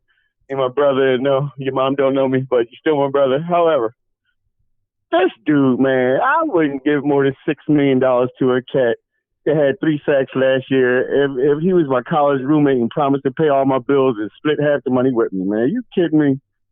This dude is disruptive. He does everything Davenport does. He does everything Alex Okafor does. But at $20 million, at $15 million, nigga, please, no, zero. I'll give you $5-6 million. Bring in Logan Ryan for $5-6 million, and have $12 million of a 1-2 punch, backup punch at the 2 with Logan. Okay. But have him in there and show his ass off, and like I said, parlay a ring that he could possibly help us get, and his high motor and the better sack value that he'll have with playing on the opposite of Cam, and hopefully we get ranked back and all, and his stats could, skyrocket to somewhere he's never been before. He could have 10, 11 sacks or whatever. He could parlay that into another contract or somebody, maybe to us. Let me intercede for a second, Scoob, just a quick second, man. I love what you're saying, but let me ask you this. What would be your thought process or your mode of thinking to some people that would ask you, that would challenge your frame of thought in terms of saying, okay, if he did get 3 sacks last year, but the 2 years prior he combined for 18 sacks, what would you say to them? Was it 2 years prior or 3 years prior? 3 and 2 and the year before that he had 6 or something like that. Right. The 2 prior years beyond the 3 sacks, he had 2 9-sack seasons. So what would you say to that? He's standing next to J.J. Watt and not Cedric Clancy. Goddamn, what's that boy's name? There was a tackle that was pretty rotund, big dude in the middle. Reader? No.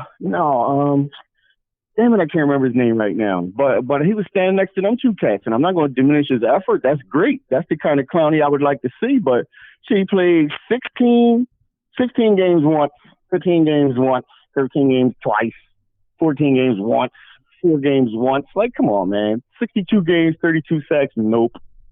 $6 million. Sit down. 1 year, prove it deal, $6 million. I ain't gonna break the bank. I would love to give Drew every chance, or the Saints fans, the Saints organization, every chance we can to bring this chip home this year, realizing that number 9 is finna roll out. But at the same time, that's not what I'm willing to pay. I don't want to give you 10 and 20 and 15. Like, no, man, no. Join the culture. Understand what it's here for. Look, we're going to turn you into that guy because Ryan Nielsen, just look at the proof in the pudding. Ryan Nielsen develops cats, whether you have deficiencies or not. You know, he adds to your game. So come on over here and let the league shine a new light on you by looking at you outperform that contract this year, and let somebody else say, "Oh, man, we should have gave him $20 million. Get that boy from the Saints. We ain't gonna let him get another ring." I mean, let's go with it that way. Other than that, no, man, I don't see it. Because if we pay him all that money and don't get no more help on the back end, then what the hell happens if either cornerback goes down? We haven't had a Lattimore injury to worry about yet. You know what I'm saying? Suppose that shit happen. Let me hold up. Well, you still have depth there, though, Scoob, in terms of the DBs are concerned. I mean, it's still Chauncey Gardner-Johnson operating the slot. It's still Dietrich Nichols, who I think will be a help there. It's Patrick Robinson will be there, perhaps P.J. Williams. So, I mean, you do have depth. I am in favor of getting another defensive D-back, a veteran D-back coming in to help out and competing with the rest of those guys. They're definitely in favor of that. Right, yeah. So, I mean, I got that. But P-Rob, I get you. I love P-Rob when he played with the Eagles because I'm in Philly. I got to see him every week. Right. However, and not even however, last year he had a little drop-off, or 2 years he had a little drop-off. And being re-acclimated to playing with his cohort should help him. Jenkins should help him out some. But he's not playing outside corner. He's only playing inside. You know what I'm saying? So we talking about outside corner depth. Who we got going outside corner depth? Justin Hardy? He can go from safety to, where else are we going with outside corner depth? There's no Dietrich Nichols, 5'10". We got Mike Evans and cats to be. We got 6'5" guys to be worried about. This dude, that's what scares me about Dietrich Nichols too, other than the fact that he's so speedy and such a ball hawk, is that size. We need that 6'1", not necessarily lanky guy, but a guy with good reach that got fluid hips that could play with these top these cats in the NFC South. Ain't no joke, and I no need to say that over and over. Mm-hmm. You know what I mean? So I'd say we need to spread $10 million around. And if Clowney can't understand it, then damn it, we was 3 sacks shy of the lead last year. Then what happens if Davenport plays 5 more games and can parlay that into 3 more sacks? And what happens if not Davenport. What happens if Rankins plays 5 more games that he was hurt for, and Dav plays 3 more healthy games? Can we get that sack out of that? Can Vaughn wiggle in 3 or 4 different sacks? Can you know what I mean? Can we get that production elsewhere instead of not mortgaging the farm because you want to go all in for Drew, but at the same time I don't see it. I don't know, but. That's what's good about the show, is that everybody's got different opinions, and it's good to, be that. It's good about being a fan, So either way, I'm not gonna swallow the Clowney train. I'm not on the Clowney train unless that cat says, "Sure, I'll play for $6 million." Okay. And I'm like, God damn, we got a monster. Other than that, $6 million. And he won't. That would be ideal. Nah, I don't think he plays for that amount of money. That low amount of money, it's going to be close to a double-digit money. I mean, maybe some people said $8 or $9 million. We don't know, but it's got to be something that's doable for both the Saints and Clowney. And he got to understand what he's coming here for. You coming here. We're not asking you to be nothing but a defensive end opposite. We already got our guys here. And he'll be definitely a compliment to help just kind of magnify everything everybody does. He'll definitely make life easier for everybody on that line because of his athleticism and his ability to get around. And I think that you give him an opportunity to play with the Saints defensive line, which I say is one of the best in football. You can look at the 49ers, like somebody mentioned, they have a terrific line as well. But I think the Saints is now the time for the Saints defense to reclaim its natural position as the best defense in pro football. It's long past time. And I think you had a talent like Clowney. The reason why he's asking for so much money because of what the coach knows it, and they know what Clowney brings when he comes to your team. They know because they matched up against Jadeveon Clowney.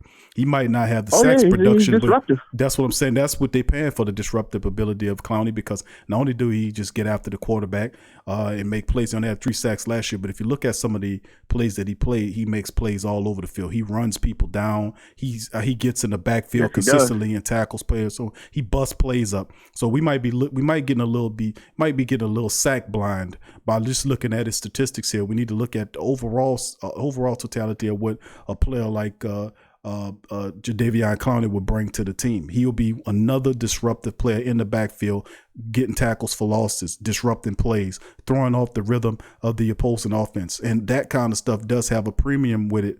And then we've been doing the I guess you could call it Scoop, the bargain basement by committee approach of looking at trying to fulfill the position opposite of Cam.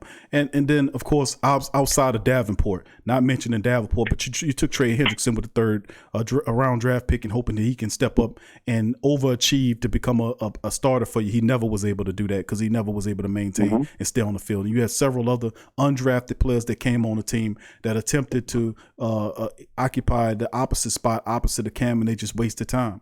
Then you had situational role players that were put there, and you've had guys that have basically were left for dead, like Carl Granderson. The Saints picked him up, brought him on the team, and hoping that he can develop for something over time. But the thing is, you don't have time for these guys to develop. You don't have time to Zach Bowen to develop into a pass rusher. You don't have time for none of these guys to develop into impact pass rushers this year. And we've done the defensive end by committee approach before with very shabby results. That's why the Saints went and traded 2 picks to move up to get Davenport, hoping that he could solve the edge rush issue to be the opposite complement to Cam Jordan. Never happened because he can't stay healthy. And the Saints knew that because the guy had an injury history coming into it. When they drafted him, he was hurt. Right after they drafted him, he had surgery on his hand. And then he had several other injuries, lower extremity injuries, and elbow in the situations, fingers, all this kind of stuff that this guy had been dealing with over time. So the Saints know that he's not a surefire bet, and we documented this. We said he's a question mark. We said Granderson's a question mark. Look at Noah Spence. You try to bottom out on a cheap thing with Noah Spence. Look what happened to Noah Spence. This is the same type of stuff that happened to Noah Spence during his entire career. You have these letdowns, and it's not his fault, but it's how it go. But you have a guy like Jadeveon Clowney listen, whether it's Clowney or Griffin, those guys are incredibly disruptive. And if it's 1 year for Drew, you cannot allow or wait for these guys to develop into something. You don't have time for that. You got to get a guy that knows what to do. And right now, we ain't talking about at the start of free agency. We're all the way into the deep regions of free agency right now, well after the draft, where the market for these guys are at their lowest and probably going to get a little low as it get close to the season. It might teeter up a bit because people might be dealing with injuries and it might free a little money to bring the guy in. But if you got his ear, why not take a listen to him and see what kind of money he's talking about? Because I, for one, said that when we first looked at him, 15 to 20 million, that's out of our price range. We're not going to pay him that kind of money. But if you're talking 8 to 12 million somewhere in there to get a very good compliment to Cam Jordan, and it turns into it upgrades the Saints defense to a Super Bowl level, provides Cam, give him a competent competent piece opposite of him, and then you still have Davenport who can then fill in for him to keep them both fresh. I say, why not go for that? It's all money to the Saints anyway, and when it all comes, they're gonna make a couple of $1 billion anyway. So what's the purpose? Just spend a little paper and get it done. You know what I'm saying? Go ahead, Scoop. Yeah. In light of that, you made a few good points in opposition to my thoughts, and I wish that most people will approach it when you say looking at his whole game, his total game. Most people are saying we need somebody to up the sacks. We need more pressure. And then you're looking at Jadeveon Clowney specifically for that, and I say you're wrong for that, and you're wrong for wanting to pay him for that. Now, when you bring up the argument that he's super disruptive. He chases down players. He sets a hard edge. He's a damn good run defender. Yep. Then you're talking about a complete DN, and there's a better position for the argument or the debate. You don't just say we're looking for a pass rusher and we're willing to just throw all this money into Jadeveon Clowney because that's what's that. I'm not only taking my stance because it's not that I don't like Jadeveon Clowney. I would rather have a guy like him, but I would rather not give him all of that money because, all right, here's my real big deal while I keep saying don't give him all that money, or even though we're on the cusp, right? Because should you do that, suppose we have the same exact production out of our DBs that we keep having when Kittle runs down the goddamn sideline. When these cats Malcolm Jenkins is going to bring that nastiness. He's going to help these kids and get into their position. But has he lost another step too? I mean, it's a year removed from last year when he was slightly slower than what he was, but better than what we got as far as his cerebral play. Do we keep taking a back step to these cats who can't tackle shit when it comes down to it in the back end? We lose in the back end. So often Drew comes down and puts up a damn touchdown. We get a damn touchdown to go ahead, and then the team is let down because the secondary screws up at a key moment. Often. And it's not to say that it won't happen with the starters we got in there and a guy that we hired to sit on the bench is going to do anything different. But it does give us another body in there. Like, we can get rid of one of them Williams cats because Williams squared ain't working. However, the Mr. Whiffer has the better Williams name on the squad, although, he is one of those guys I'm harping on about the last play that the DBs gave up on us, However, Pro Football Focus and other of those rating sites, got him in position all the time. He got more interceptions and more whatever it is than I can't remember exactly than most safeties in the league, and had him rated number 3 last year, I believe, or 4, something to that effect.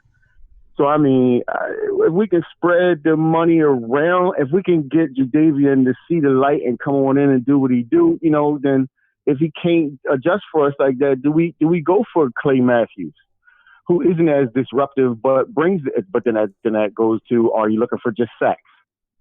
Do you want just sacks? Do you want, what are we really, really looking for? I say I want a edge rusher and a D-back for that $9 million that we got free, and keep it funky that way. I agree with that. You know what I mean? I agree with you. I think that's well said. That's a little. I think, yeah. And then not only that, if Clowney would agree to play for 6, but up to 11 with incentives, then go for it. Go for it. Just rotate the shit out of him so he probably can't get to that 11. But dangle the carrot and see how hard he plays. I think they're pretty tough customers when it come down to negotiating. And the Saints are, even though they'll open up the purse strings, open up the purses to pay guys, but I think it has to work for the Saints. The Saints know what their leverage, what their bargaining power is. They know they're sitting up there as a Super Bowl contender that a lot of people are picking. They have a very deep roster. Offensively speaking, they're the most talented that they've been in years. Defensively speaking, a guy like Clowney or Griffin or even Clay Matthews, Marcus Golden for that fact, these guys will have an impact. And I think far too often we're looking at the other edge and we're saying as a pass rusher, edge rusher, but you want a complete defensive lineman, a balanced defensive end on that side that does mirror a lot of stuff that Cam does. As Cam does pass rush, but he also sets the edge. He does run. He does also play the run extremely well. And so do a lot of the Saints interior defensive linemen play the pass and the run so well. And I think you're looking for that compliment there. As far as Davenport's concerned, I think why the Saints are looking at guys like that is because they know that you've gambled with Davenport the last couple of years. He had an opportunity to come in the second year to get over his injuries. And it's something on your mind that you have to say, damn, man, we don't know if we can do it. And maybe we can kind of bring him along slow, because I think Davenport needs to be brung along a lot slower than what he has, because he's dealing with 2 years worth of injuries. I mean, you got to bring him along slower. And plus, I think, like you've said, when it comes down to the Saints, it's a desperation edge that's tied to this whole thing too, with it being Drew's last year, according to what they're telling us. You would want not to gamble on that. If anything, I would prefer to, if we're going to take risks and shots at it, take a shot at something that'll help. And it's not like the fact if it doesn't work that you don't have some type of precautionary measure to kind of help you out with it.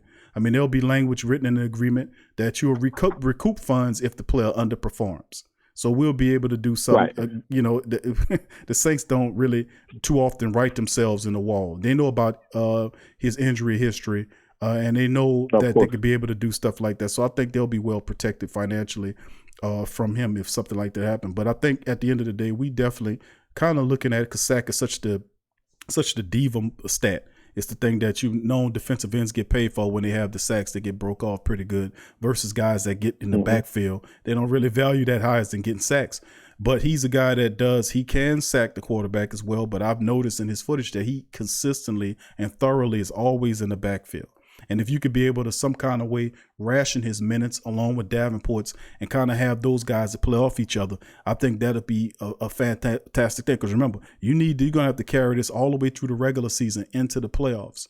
You're going to need your Davion Clowney's pass rush abilities and his abilities, his disruptive abilities on the defensive line and deep into the playoffs. If you're going to have a playoff run, you got to be able to get to the quarterback, and you're going to need that depth to help you out. So hopefully a guy like Jadeveon Clowney or Everson Griffin or Marcus Golden, guys that know to have a responsibility or have an ability consistently to know how to rush the passer, we can utilize those guys. And Davenport, just to answer the question in the chat, one of the family members, Sufayan says, why the hate on Davenport? Davenport's no hate on Davenport, but at some time when Davenport's a very talented defensive end, but at some time you got to recognize and realize that you've had 2 years worth of injuries. This is Drew's last year, and you have an opportunity to get a fantastic disruptive player like Jadeveon Clowney.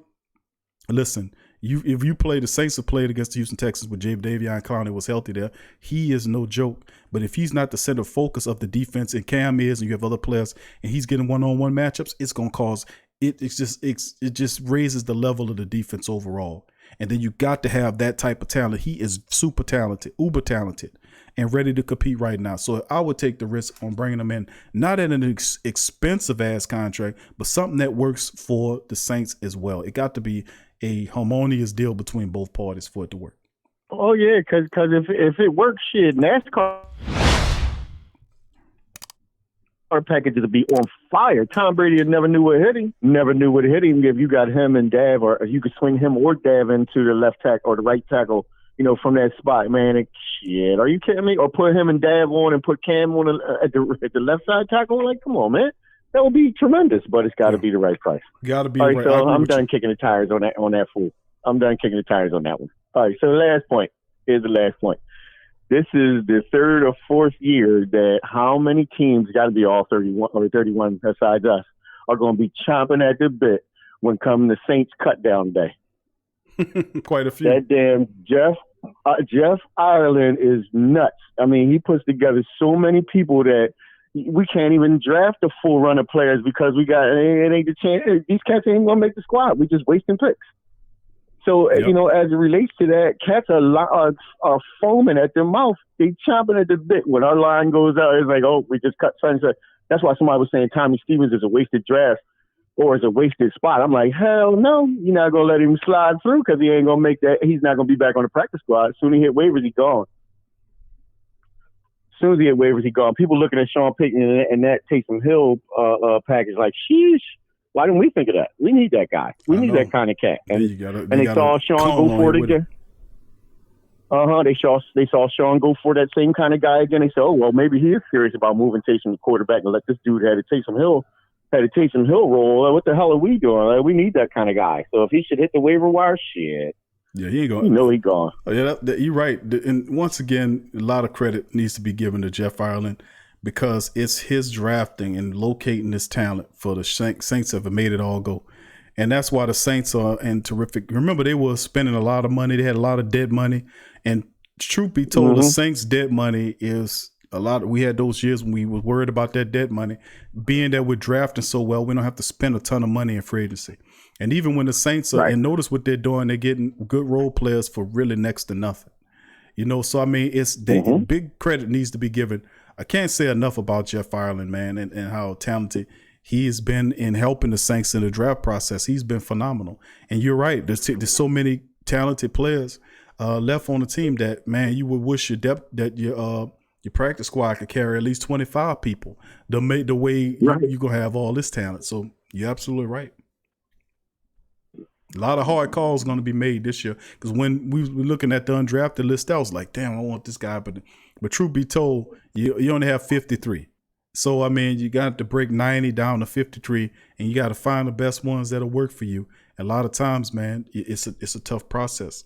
But, hopefully we'll get better in working or developing the talent on the practice squad like Philadelphia does. I think they do a terrific job of developing the practice squad players better than most organizations do.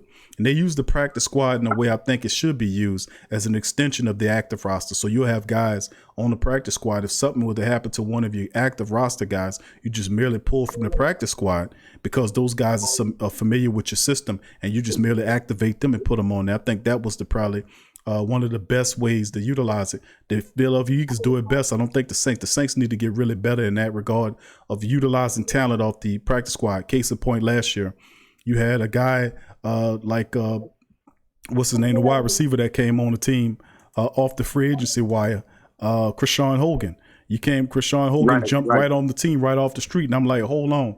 How does that happen? How does Krishan Hogan don't know a damn thing about the Saints playbook? He jumps right off the street into the active roster, and you have LaJordan Humphrey sitting there, Emmanuel Butler sitting there, and these guys have went through the training camp. They know 5 times more what it was, but the Saints went on the street, and I think that really hurt the development of those guys, because when you got an opportunity to get them in there. Because you could, instead of having Krishan Hogan out there, you could have had Emmanuel Butler activated, playing games for him last year, developing that talent.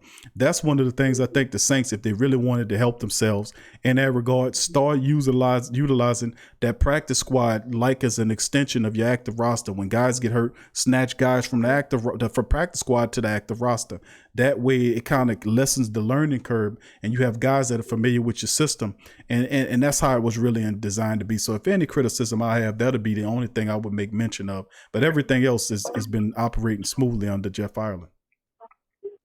Yeah, exactly. Great points. And one thing I wanted to add to what you said, just as a different perspective, because again, I'm here and I listen to this sport radio every morning. And if you ever heard, I don't know if y'all have heard, but nationwide, people know Philly fans for being terrible. Like, they get on your ass, yo. They are vicious on these sports radio shows. It's two companies. What the hell? Two stations. There you go. And all day, every day, all I hear is, "Oh my God, what the hell is this guy doing? He can't draft shit. Howie Roseman can't draft worth a damn, but they can sure develop."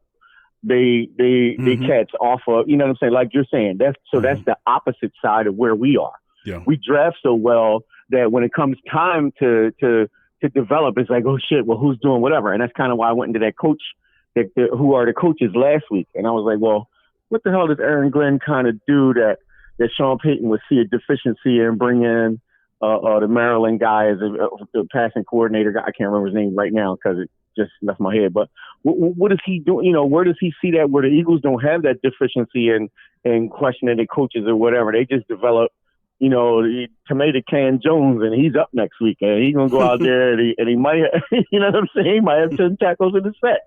You never know. It gets crazy, but they're in a deficiency where he can't draft well, and they kind of have to have their organization be fulfilled, with player development in that role, because they can't do it. They can't draft right. So yeah, that's great. And again, I'm taking up too much time because, again, I love you and I got to keep talking to you, and it's not cool for everybody else. But you know how it go.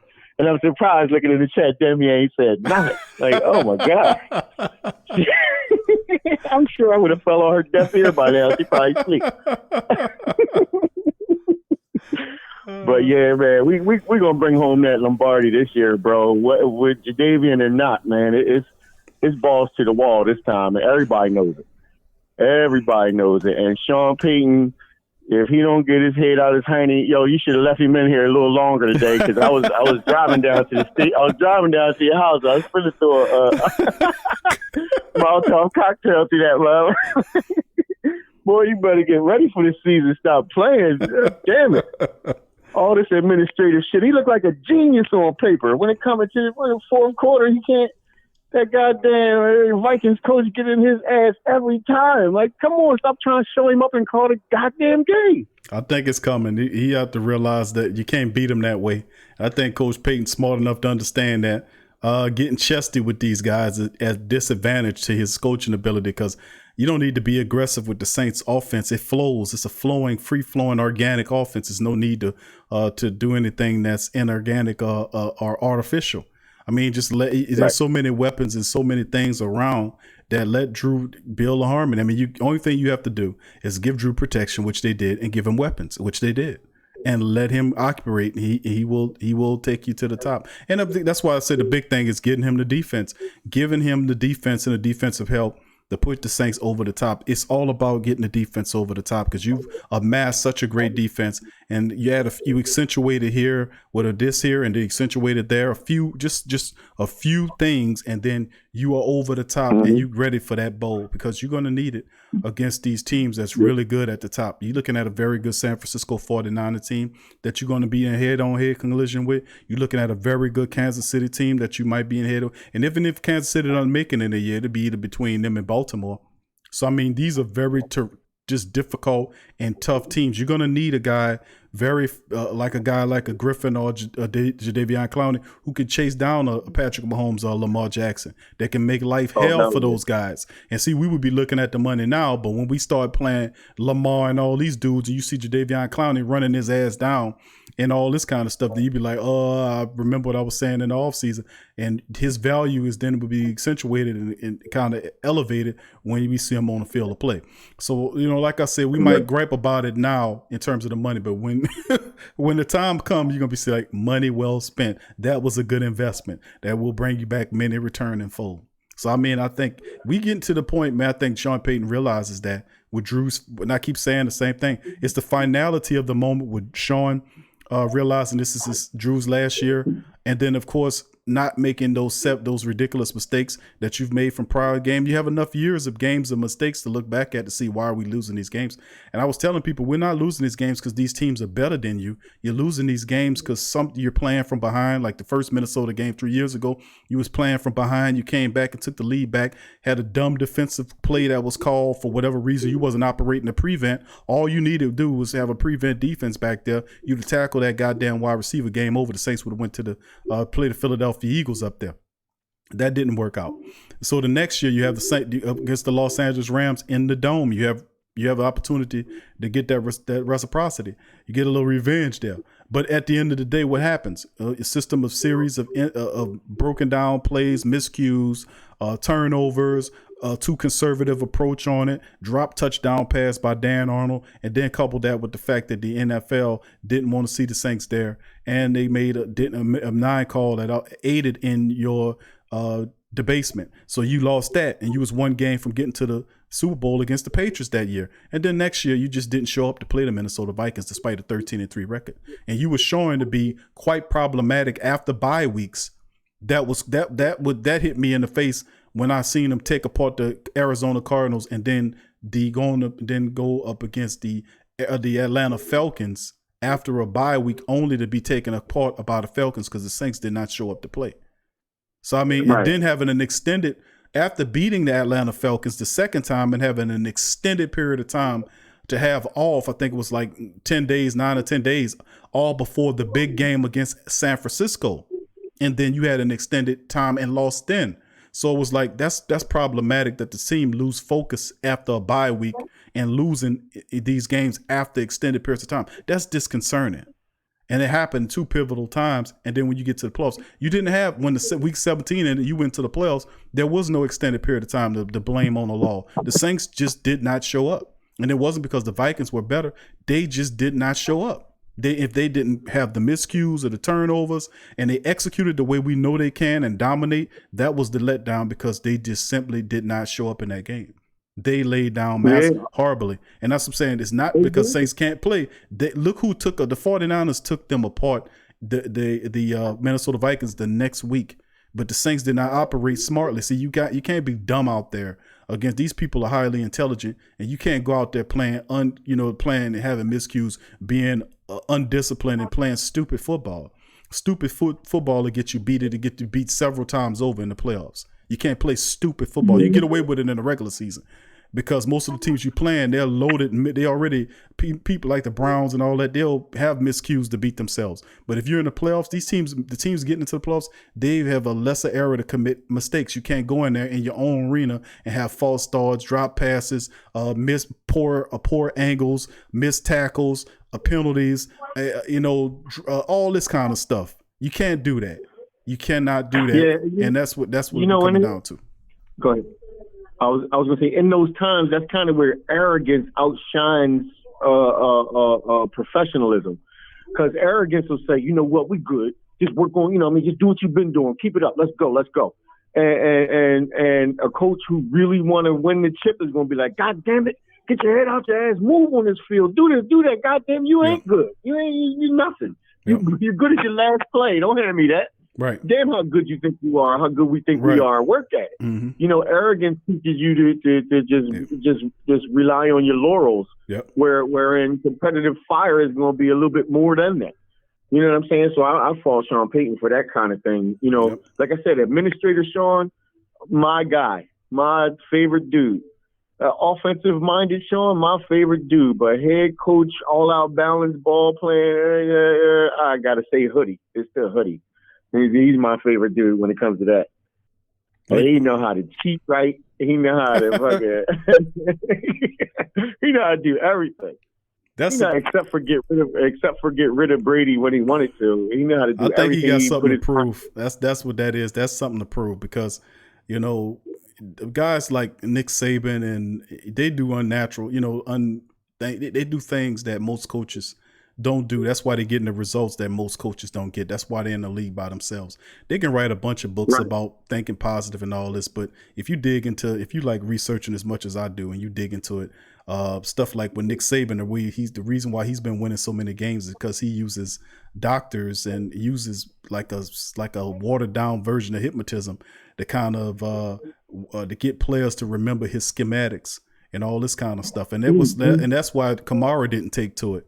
That I remember sharing an article with the family members about that they using, some watered down hypnosis and stuff like that to kind of program the players. This is real. I mean, this is real. And people at the top that are super competitive, they'll use every advantage they possibly can. Even lip readers to steal off of you and camera people, all kind of stuff. These guys are mischievous, but they hide behind their image like they're not. And that's one of the ways that one of the guys that throw the rock and they hide their hand. That's what kind of dude Nick Saban is.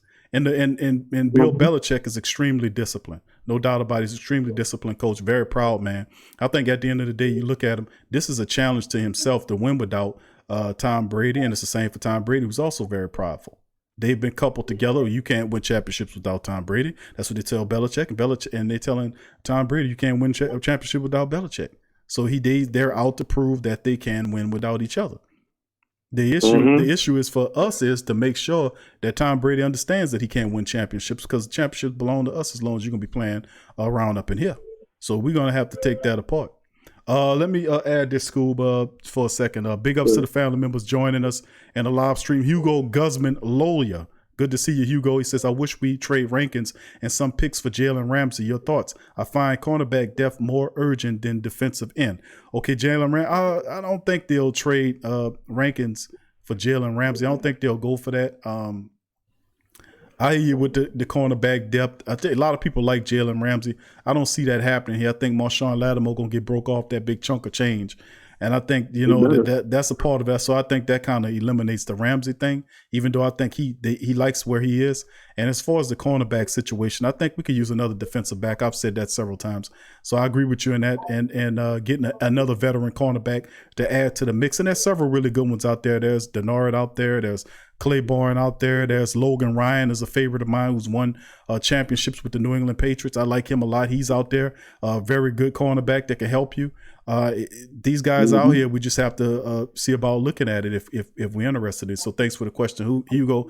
And who that to you? Who that to Donald Jones in the chat as well? Who that to Joe Guidry? What up, Joe? Good to see your family. Who that to you as well? Big ups to you. Who else we got here that kind of chimed in?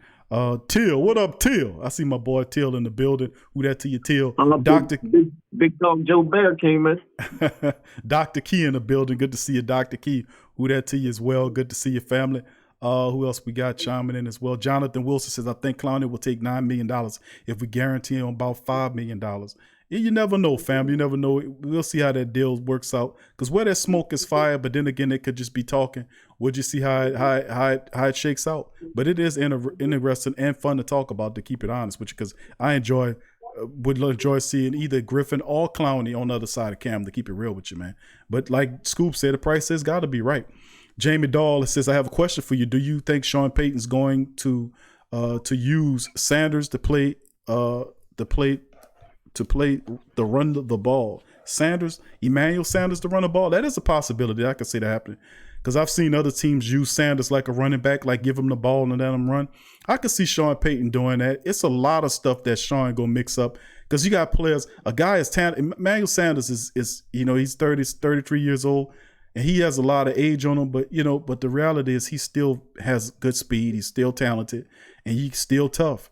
And you can use these guys. He's talented. You can play inside and out. You can line him up in the slot. You can line him up outside.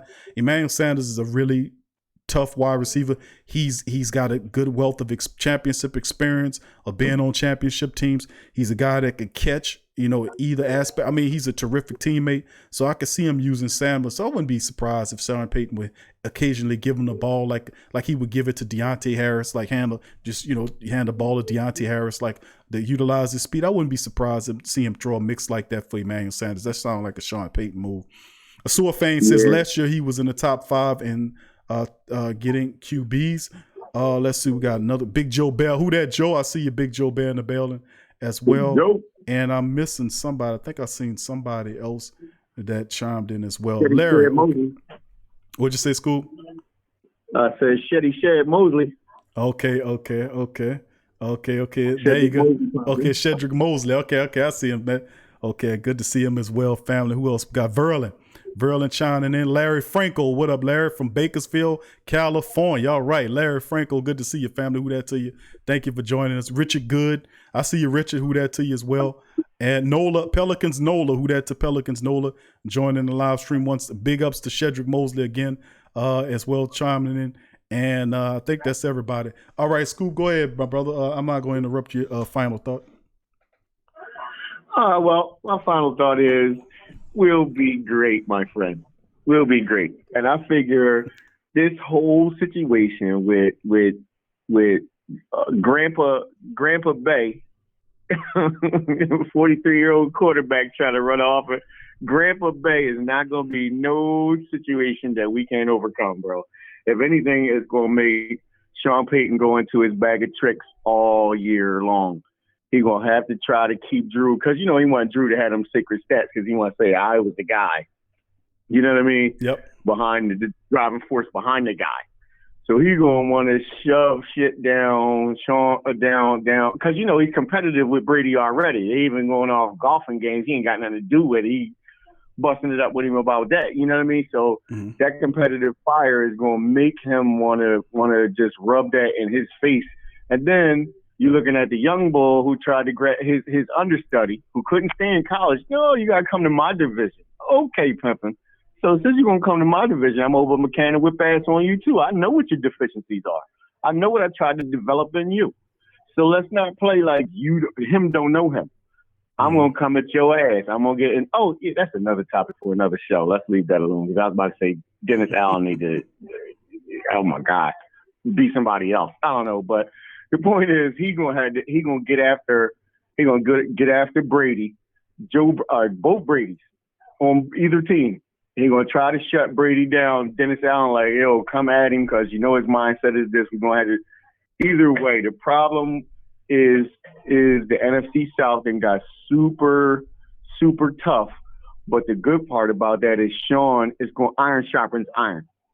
Mm-hmm. You know what I mean? And that's what I'm hoping for. Iron sharpens iron. And so he's had the chance to kind of lay back with the 28-3 Bulls, 28-3 Bulls. He's had these inept franchises around him competing for the division title with him, and to the tune where we've won 3 and nobody in NFC South ever won 2 in a row prior to what we did 2 and 3 years ago, 1, 2, and 3 years now. So as a result, this dude right now is like I said, administrative Sean. He pulling out all the stops. So I think we hoist that Lombardi, man, and I think it's kudos to Grandpa joining Tampa Bay and stoking the fire under Sean, you know, and really helping him get his head out his booty. So that's my last thought, and my last thing is, what you think, Q? Oh, I appreciate the thought, Uncle Paulie. But I think it's actually, you're actually 100% right. We got to get serious, man, here, and we got to take it to these guys, and show them what time it is. The Saints are a juggernaut, man. You know, this is a loaded offense. There are depth everywhere, weapons everywhere, multiplicity, just versatility. It's all over the place. Saints offense, defense has to step up and carry their weight this year, and really show out and show up. And when that happens, you're gonna see a different level to the Saints explode. They've been just conquering the regular season over the last several years, and it's time to take the playoffs and under him too. So that's a part of it, man. All righty. All right, bro Ham. So this is the worst part, except for hearing that last perfect. This is my worst part when I got to say goodbye, my friend. All right, Scoob. Who that to you, my friend? You be safe out there, bro. Who that, bro? Love y'all, man. Who that? Who that to you? Same here. Peace. That's Scoob, man. Scoob, one of the best on the Great Saints Think Tank, man. Appreciate Scoob and his wealth of information and support. Ramsey, I see your family. Who that to you, Ramsey? Ramsey Walls, much love to you. I see your family. Yeah, I must have missed you up there. Quite a few names up there. But good. Tramal as well. Tramal, who that to you? Tramal, if I ain't say what's up to you, my man, who that to you as well. So, I mean, that's a part of it, man. But Scoob, he laid it out perfectly. But family, that'll do it for the show today. I appreciate all the family members for joining us today in the live stream. As usual, family, before we go, I like to let the family members know about the Pro Shop. And remember, the link is in the description section below. It's the platform's store. You have several stores now. We just have a new Etsy store that we're working on since 2018. It's finally active. That also carries the same similar designs as well. But it's over 35 designs are available at the Pro Store. God is a Saints fan. The Drew Orleans shirt, and also the Built Drew Orleans Tough shirt, and all styles, all fashion, all for men, women, men, children. Everything is available at the Pro Shop. You can get 15% off with the code Stay Strong. Also, Teespring gives you a 10% discount as well. And then you get 25% total to go there and shop. The money goes right back into the platform to help continue to build a platform. As for those that have been following us for the duration of the summation of the time that we've been doing it, people realize that we've come far, and that's because of the support of the people.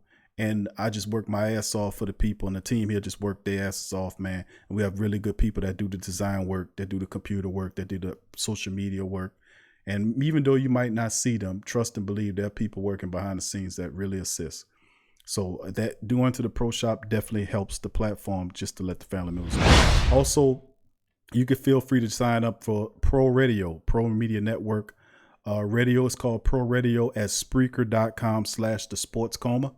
That is all our audio format. Most of the shows, majority of the shows are available in audio format. That means the Sports Coma with Big Q and the guys, Pelican Postgame Report, Ring Kings, Boxing World, and Tough Tiger Talk are available in audio format. If you like to listen to them on the road or at work, audio forms are available at Pro Radio at Spreaker.com/thesportscoma. Who that to you as well, Sean D. I see your family. Much love to you. And of course, finally, family, if you want to become a patron of the show, you can go to patreon.com/the PRO Media Network to get more information on that. And there are donation parameters. You can donate $1 or $5 a month. People squander like $1. $1's really nothing for people. But it's to sign up. It's $1 a month or $5 a month or whatever's in your heart. There's several options to become a patron of the platform, and there's perks that come along with that as well. As you get the opportunity to listen to content that we don't release on the YouTube channel. There are shows that are done just for our Patreon and our YouTube membership, which never airs on the regular platform that you guys never see. Videos are they get the opportunity to watch videos before they're released to the rest of the public. shows that are never released to public. And then, of course, there's the show On Cue with Big Q. It's a political show. Not really a political show. I say it's an entertainment show, sports show, and we talk a little politics. We talk a little real stuff in there. It's a platform in which, it just opens up the mind. So we're already critical thinkers. It's a great Saints think tank. So we're coming in with a critical edge. But the Pearl Media Network's On Cue with Big Q show is a pretty good show where it breaks down a lot of stuff going on in the world. So if you're interested in joining and becoming a Patreon to get access to that locked content, go to patreon.com/the PRO Media Network for more information. Who that to you, Big Smoke Dog? I see you, Smoke. Who that to you, my man? I see you. And the chat as well. Let's see. Jonathan Wilson, who that to you, says, me and my wife really enjoyed the show. Be blessed, Q. Who that signing off? Thank you, Jonathan. And appreciate you and your wife for joining us, man. It's always a positive thing when the husband and the wife can sit down and listen to something together and enjoy it. That means that we really doing something right here when family can sit down and listen to the show and be entertained and enjoy it. So I really appreciate, man, that comment right there. Appreciate you, Jonathan, and your wife. Who that to you? Thank y'all for your support. So once again, thank all the beautiful Black and Gold family members for joining me on the show tonight. Much love to you. Just to let the family members know, tomorrow, Sunday, is our Madden Simulation Day. Tomorrow is week 2 of Madden Simulation Day. It's at 12 o'clock. It'll be the Saints versus the Raiders tomorrow. So the Saints and the Raiders in week 2 is tomorrow, Sunday at 12 o'clock. So if you want to watch that, it'll be on at 12. You can tune in. And remember, the Madden simulations that they're set up, this was inspired by my sons, by the way. I got to give them credit for that because they're the ones who were responsible for inspiring me to do that. And it's been fun doing it with them. So the Madden simulations, 12 o'clock on this channel tomorrow, and they'll have all the updated rosters, which the players and all of them, like in weeks 1, if you missed it, the week 1 simulation as the Saints took on the Tampa Bay Buccaneers, and they actually beat the Buccaneers. I think it was 28-16 or something like that. It was a real nice simulation. I enjoyed it. I was like I was cheering like it was an actual real game.